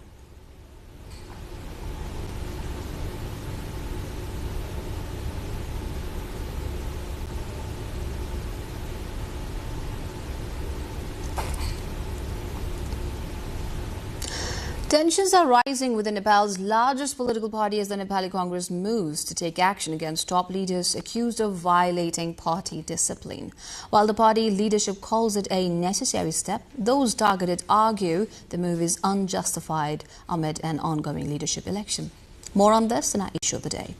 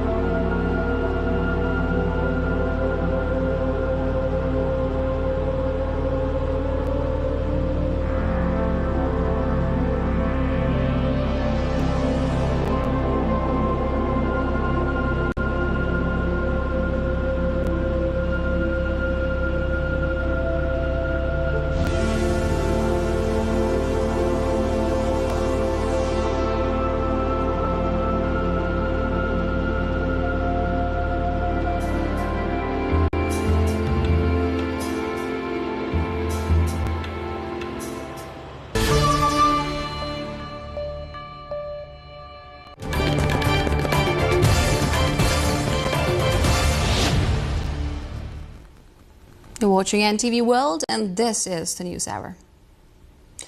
Turning to our issue of the day, Nepali Congress decided to take action against General Secretary duo Gagan Kumar Thapa and Vishwa Prakash Sharma, as well as Joint General Secretary Formullah Mansoor on the charge of violating party discipline.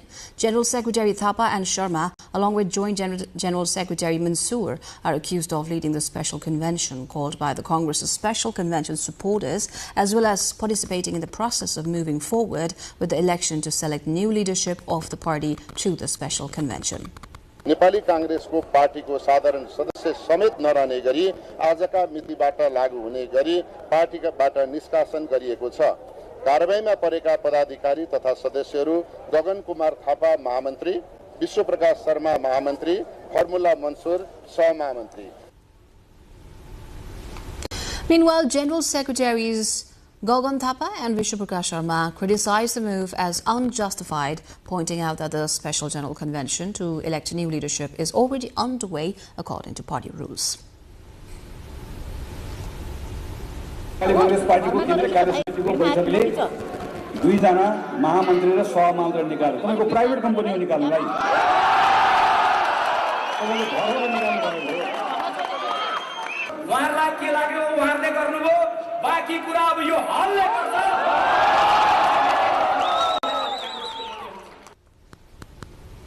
More than a power struggle, it was a generational push in Nepali Congress that led to its eventual split.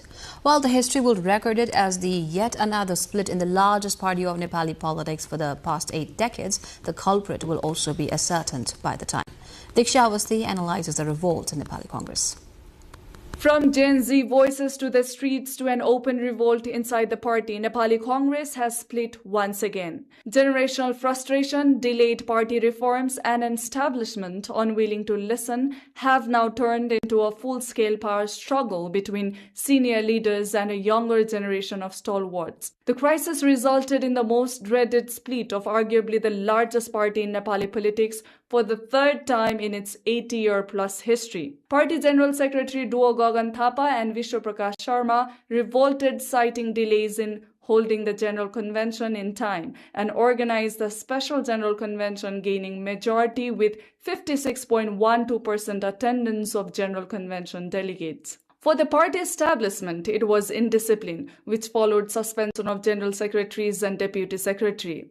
The result was due to the lack of acceptance of the senior generation in embracing the sentiments of change sweeping through the country after the Gen Z movement. Through the Special General Convention, the younger faction elected Gagan Thapa as party leader, with Pradeep Paudel and Gururaj Ghimire as general secretaries. Unnoticed, but the most remarkable was the role of Gagan Thapa's colleague Vishwa Prakash, who relinquished all posts but stood by his side for the sake of self-co-championed reform. This marks the third major split in the Nepali Congress in its 80-year-long history, driven once again by internal power struggles. Both factions have now filed separate claims at the Election Commission. The dispute is expected to reach the Supreme Court, raising questions ahead of the March 5 elections. Beyond the legal battle, the split reflects a deeper generational shift within Nepal's oldest democratic party. A generation no longer willing to wait is now challenging how political party is exercised from within. The question now remains, will the party split affect the upcoming elections? Curious about how Nepali Congress's internal conflict is seen by everyday citizens? Let's hear from them.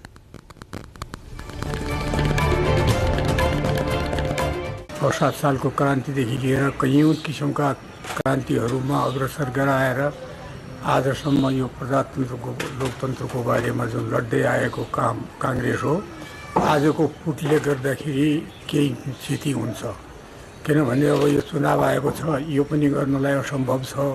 फुटको भएपछि त्यो कति सका सर्ने हो, भोलिको स्थिति के हुने हो भन्न अझ पनि सकिँदैन। चुनाव सर्यो, नहुने भयो, यिनको वैमनस्यता यत्रो ठुलो चुल्ली रह्यो भने एक आपसमा कांग्रेसको द्वन्द्व भयो भने राष्ट्रलाई नै अप्ठ्यारो पर्छ।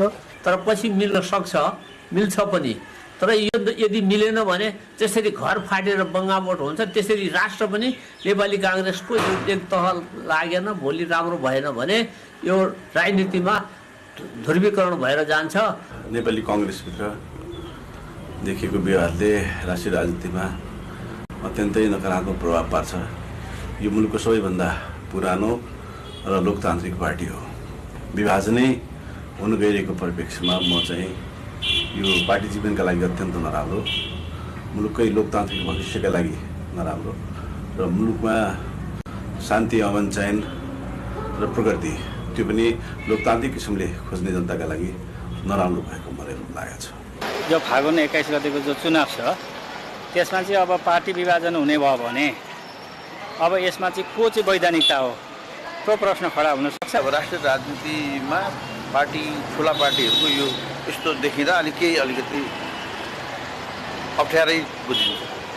यो वैधानिकताको कुरो आउँदा कति दिन लम्बिने हो र कसरी चुनावमा जान्छ, कांग्रेसले कुन एजेन्डा लिएर जान्छ, साँच्चै भन्नुपर्दा यो इतिहासकै सबैभन्दा दुर्भाग्यपूर्ण जस्तो लागेको छ।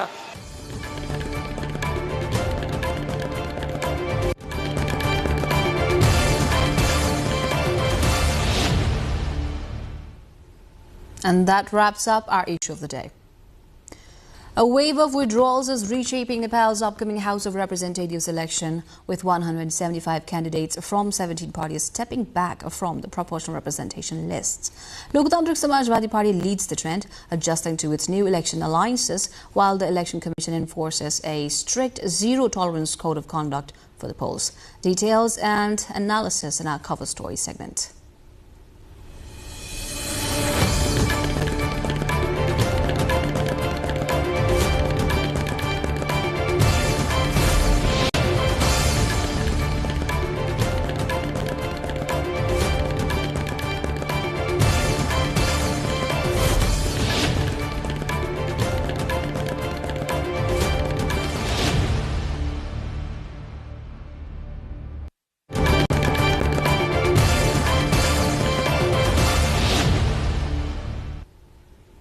A total of 175 candidates from 17 political parties have withdrawn their names from the proportional representation PR closed lists for the upcoming House of Representatives HOR election scheduled for March 5.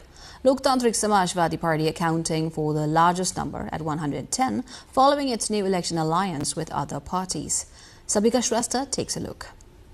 Despite the closure of the withdrawal window opened for a day on January 12 for candidates included in the PR closed list, the Election Commission says it will take another 20 days to publish the final list. The closed list submitted on December 28 to 29, 2025 included a total of 3,423 candidates. Following the withdrawals, the number has come down by 175 to 3,248 candidates. The Lokatantrik Samajwadi Party accounted for the highest number of withdrawals with 110, largely due to internal political unification and alliance arrangements. Other notable withdrawals include 20 candidates from the Janamat Party, 12 from the Rashtriya Prajatantra Party, 6 from Janadis Party Nepal, and 5 from CPN-UML. Few Nepali Congress candidates also withdrew their name, while Unnat Lokatantrik Party, Nepali Communist Party, Rashtriya Swatantra Party, and several single symbol parties also removed their few candidates. In some cases, the proportional representation was not according to the law.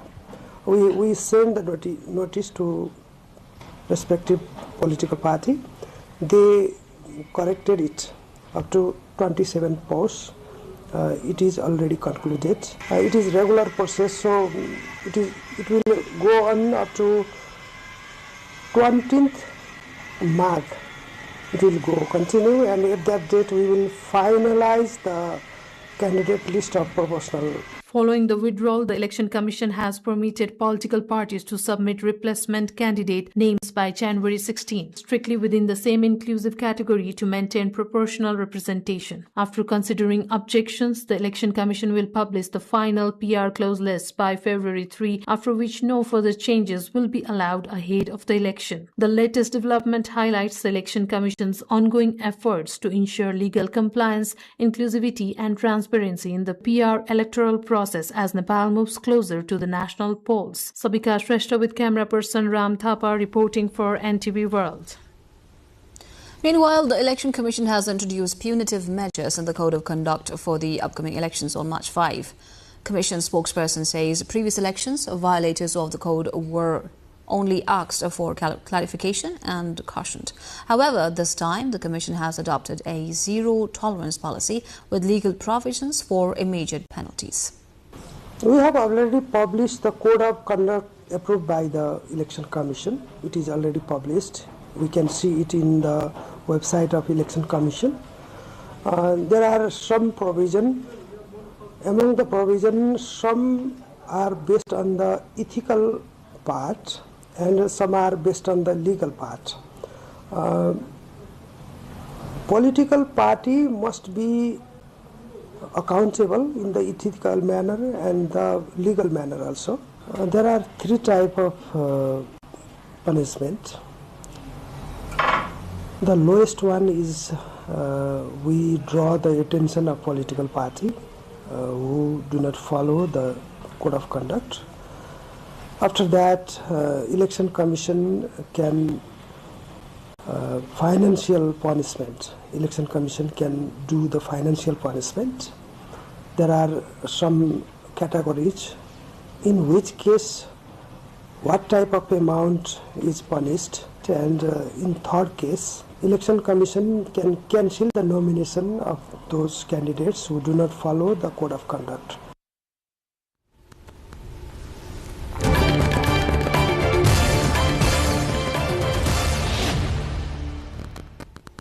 And that concludes our cover story of the day. More from National Front.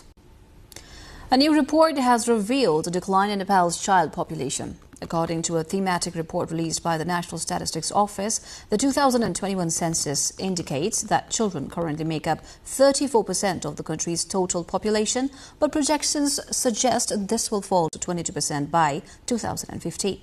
As of 2021, Nepal had 9.813, with 90% currently enrolled in schools. Children reside in only 71% of households, with the highest numbers in Nepal's northwestern province of Karnali province at 81% and the lowest in central Bagmati province at 62%. Among the child population, 53% are aged between 0 and 9 years. Children in Nepal face multiple risks, including inadequate protection and economic vulnerabilities. Child marriage remains a concern, with 5% of children aged 16 to 17 married. The marriage rate is highest in Karnali province at 9% and lowest in Bagmati province at 3%, as per the report. As winter sets in across Nepal, hospitals nationwide are seeing a significant rise in patients suffering from cold-related illnesses, including coughs, respiratory problems, asthma, pneumonia, skin conditions and joint pains. The Ministry of Health and Population reports that such cases have increased by around 60% compared to last year, with the majority of patients experiencing common colds and respiratory infections. At major hospitals in federal capital Kathmandu, including Bharatpur Hospital, Bir Hospital, Teaching Hospital and Patan Hospital, cold-related patients now account for 60 to 70% of outpatient visits. Health officials are urging the public, especially children and the elderly, to take precautions, avoid getting out in early morning and late evening cold, stay indoors during extreme temperatures, drink warm fluids, eat nutritious soups, wear warm clothing and ensure proper ventilation when using heaters or indoor fires. Doctors have also emphasized that hospitals are stocking sufficient medicines and keeping medical staff on duty to handle the seasonal surge in patients.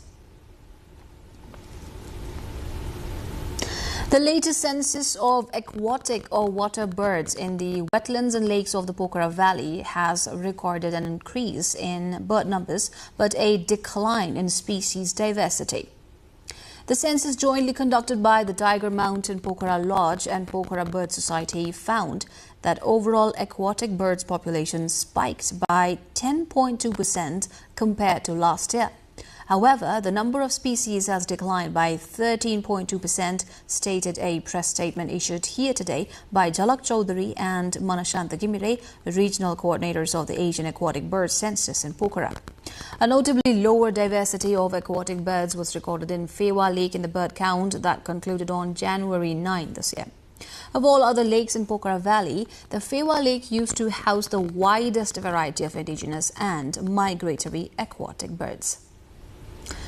A state-of-the-art water testing laboratory has been launched in Hetauda to strengthen Nepal's efforts to ensure safe and quality drinking water for citizens. The facility is equipped with modern technology to conduct faster and more reliable water quality testing, expected to enhance public health protection. Regina Rai with our local correspondent Pawana Rizal, Hetauda, Nepal, brings a report. Nepal has made remarkable progress in expanding basic access to drinking water. Yet behind this achievement lies a critical challenge. While most households can reach a water source, ensuring that the water is truly safe to drink remains a concern. Bacterial contamination and outdated infrastructure continue to limit access to safely managed drinking water. Recent survey shows that although 95% of Nepalese have basic water access, only between 60 16 and 27% use water that meets safety standards. In response to this challenge, a major step has been taken in Hetauda, the administrative capital of Bagmati province. A state-of-the-art water testing laboratory has been launched to strengthen scientific and reliable monitoring of drinking water quality. Established by the Hetauda Drinking Water Management Board, the new lab is equipped with modern technology that allows faster and more accurate testing in line with national drinking water quality standards. Manual हुँदा 8-10 वटा sample गर्नलाई पनि घण्टौं समय लाग्थ्यो। आज हामीले यो आधुनिक ल्याबको माध्यमबाट सयौं चाहिँ पानीका चाहिँ स्याम्पलहरू संकलन गरेर तत्कालै चाहिँ रिपोर्टहरू प्रतिवेदनहरू निकाल्न सक्छौं, जसले गर्दा हाम्रो समयमा बचत भयो भने अर्को चाहिँ तपाईको पानीको एक्युरेसी चाहिँ शुद्धता कति छ यसको चाहिँ भनेको शुद्धतामा पनि यसले चाहिँ स्तर वृद्धि गरेको देखिन्छ। Built with an investment of 3.45 million rupees, the facility marks a significant advancement in local water governance. The water testing lab will not only serve Makwanpur district but also neighboring district of Madhya province. According to Board Chief Vishnu Prasad Thakal, its primary focus will be microbiological testing, a crucial tool for detecting waterborne disease and protecting public health. In the past, water testing depended on basic equipment, often causing delays in analysis and reporting. With the new advanced laboratory now in operation, more samples can be tested in less time and results can be delivered promptly and accurately. Currently, the Hetauda Drinking Water Management Board supplies around 36 million liters of drinking water every day. The launch of this laboratory is seen as a vital step toward ensuring safe, clean and quality drinking water for the people, while supporting Nepal's broader goal of improving public health and strengthening water governance under the federal system. Rosina Rai with local correspondent Bhavana Rizal, Hetauda, Nepal. Quick headlines first, then we take you around the world.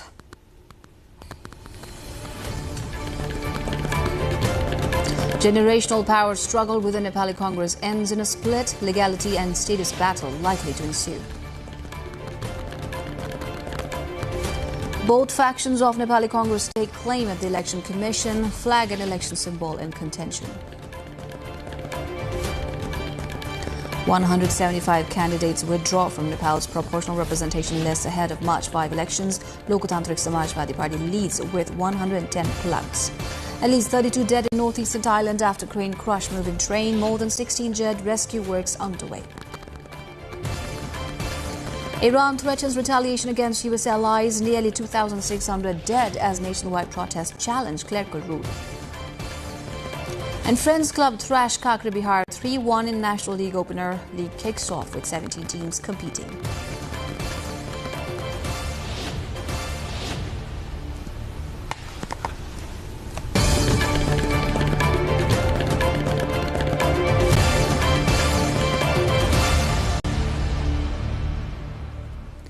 The Special Council has requested the death penalty for former South Korean President Yoon Suk-yeol over his role in December 3, 2024 martial law declaration, framing it as an insurrection against South Korea's constitutional order.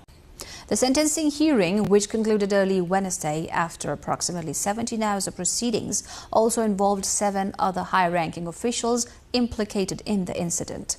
During closing arguments, Deputy Special Counsel Park Euk-soo argued that imposing the harshest sentence would reaffirm South Korea's commitment to uphold its constitutional framework, citing precedent from the punishments of former presidents Chun Do-hwan and Roh Tae-woo. In his final statement, Yoon maintained his innocence, claiming the measure was necessary to counter the wickedness of the dominant opposition camp and dismissing the incident's classification as insurrection, despite its direct challenge to constitutional norms. The Seoul Central District Court is scheduled to issue verdicts on the insurrection cases on February 19, concluding one of the most politically charged legal proceedings in recent South Korean history.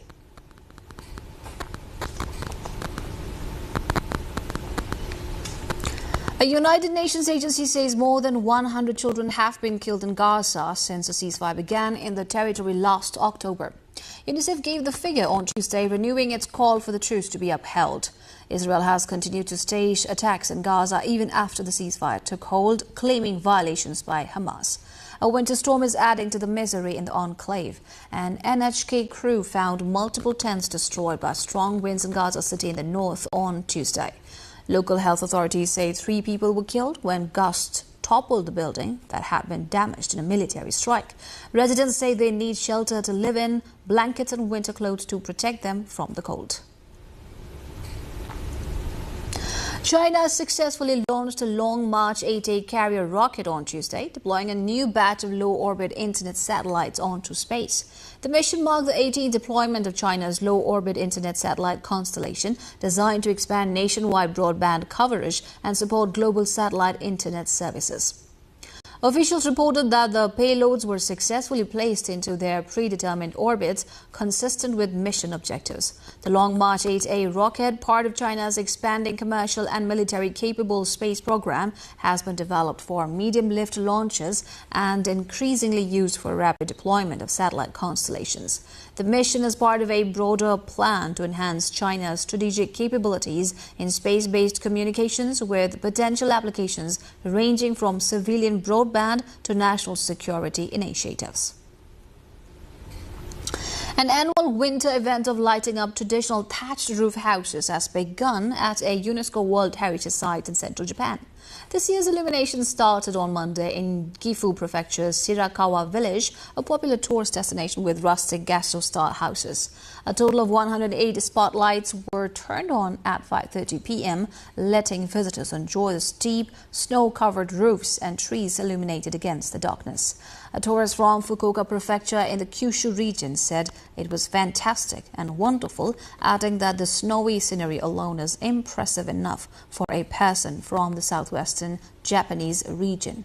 Another tourist from Indonesia said the scenery was pretty and the experience there was great. The illumination will be held 3 more times on Sundays through February 1. Reservations are necessary to prevent overcrowding. The local tourist association says parking lots for private cars have been completely booked. We're going for a short breather here. Business news coming up next.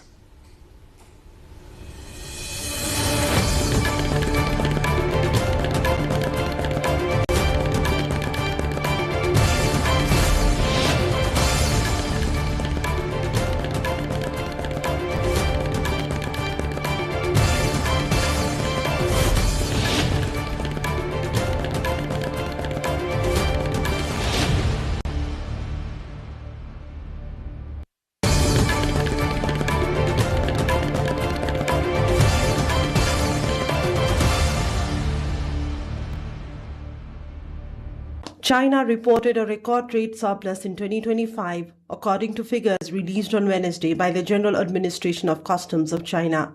China's full-year trade surplus reached $1.19 trillion, the highest on record and above the $993 billion recorded in 2024. It was the first time the annual surplus exceeded $1 trillion. Monthly export surpluses exceeded $100 billion 7 times during the year. Exports to the United States declined following higher tariffs, while shipments increased to Southeast Asia, Africa, and Latin America, the data showed. The Customs Authority said export growth included green technology, artificial intelligence-related products, and robotics. Imports rose 0.5% over the year. China's economy has been affected by a downturn in the property sector and high debt levels, limiting investment and consumer spending. A weaker yuan and higher inflation in Western economies supported export demand.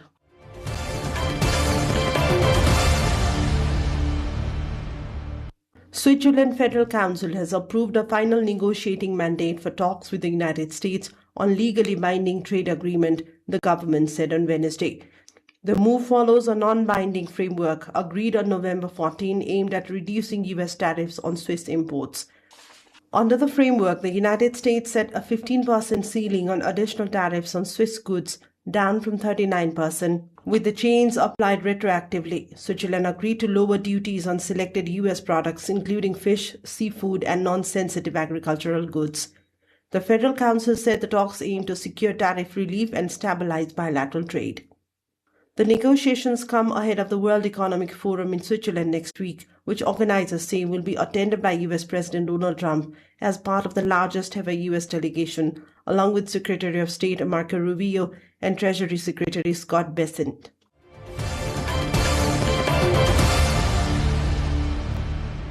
Turkey has begun its annual export season for farmed Atlantic bluefin tuna, a high-valued seafood product destined mainly for Japan and other Asian markets. The tuna are caught in the Mediterranean and transferred to offshore farming cages in the Aegean Sea off the coast of Sesmi in western Turkey, where they are fattened for around 7 months before harvest.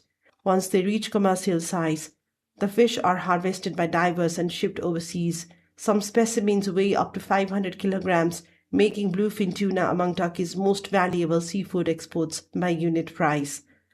Japan remains the main destination, driven by steady demand from the sushi and sashimi markets, while shipments also go to other Far Eastern countries. Turkey has emerged as a major producer of farmed bluefin tuna in the eastern Mediterranean, with exports playing a growing role in the country's seafood industry and contributing to foreign trade revenues.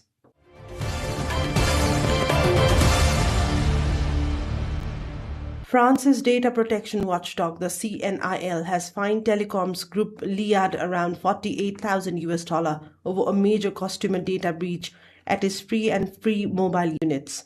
In a decision published on Wednesday, the CNIL, France's privacy regulator and enforcer of the EU's GDPR rules, said it imposed around $31 fine on Free Mobile and around $17 million on Free for security failures linked to a cyber attack in October 2024 that exposed data from more than 24 million contracts, including bank details for some customers.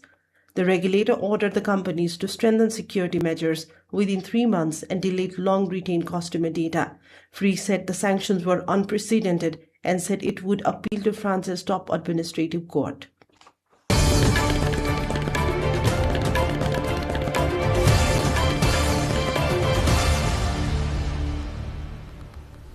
Now the sports update.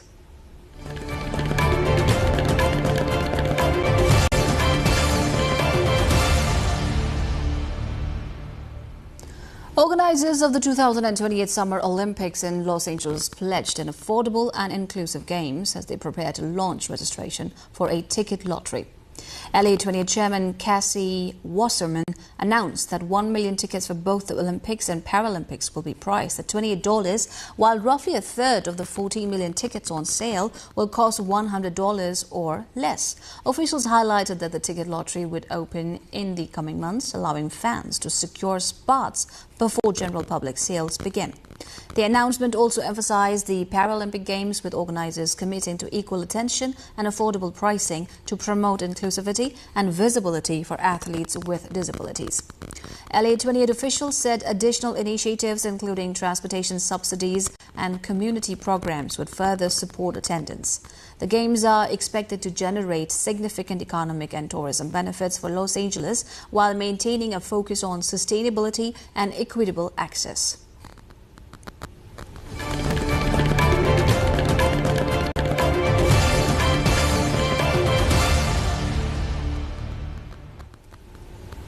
And now time for weather updates, first from Nepal and then across the world.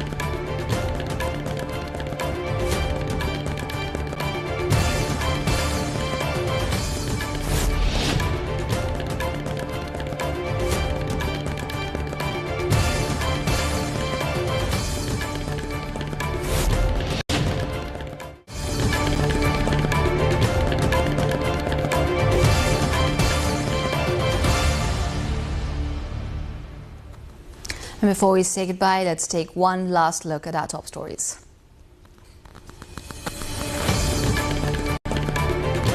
Generational power struggle within Nepali Congress ends in a split. Legality and status battle likely to ensue. Both factions of Nepali Congress take claim at the Election Commission. Flag and election symbol in contention. 175 candidates withdraw from Nepal's proportional representation lists ahead of March 5 elections. Lokatantrik Samajwadi Party leads with 110 pullouts. At least 32 dead in northeastern Thailand after crane crushed moving train. More than 16 dead, rescue works underway. Iran threatens retaliation against US allies. Nearly 2,600 dead as nationwide protests challenge clerical rule. And Friends Club thrashed Kakri Bihar 3-1 in National League opener. League kicks off with 17 teams competing.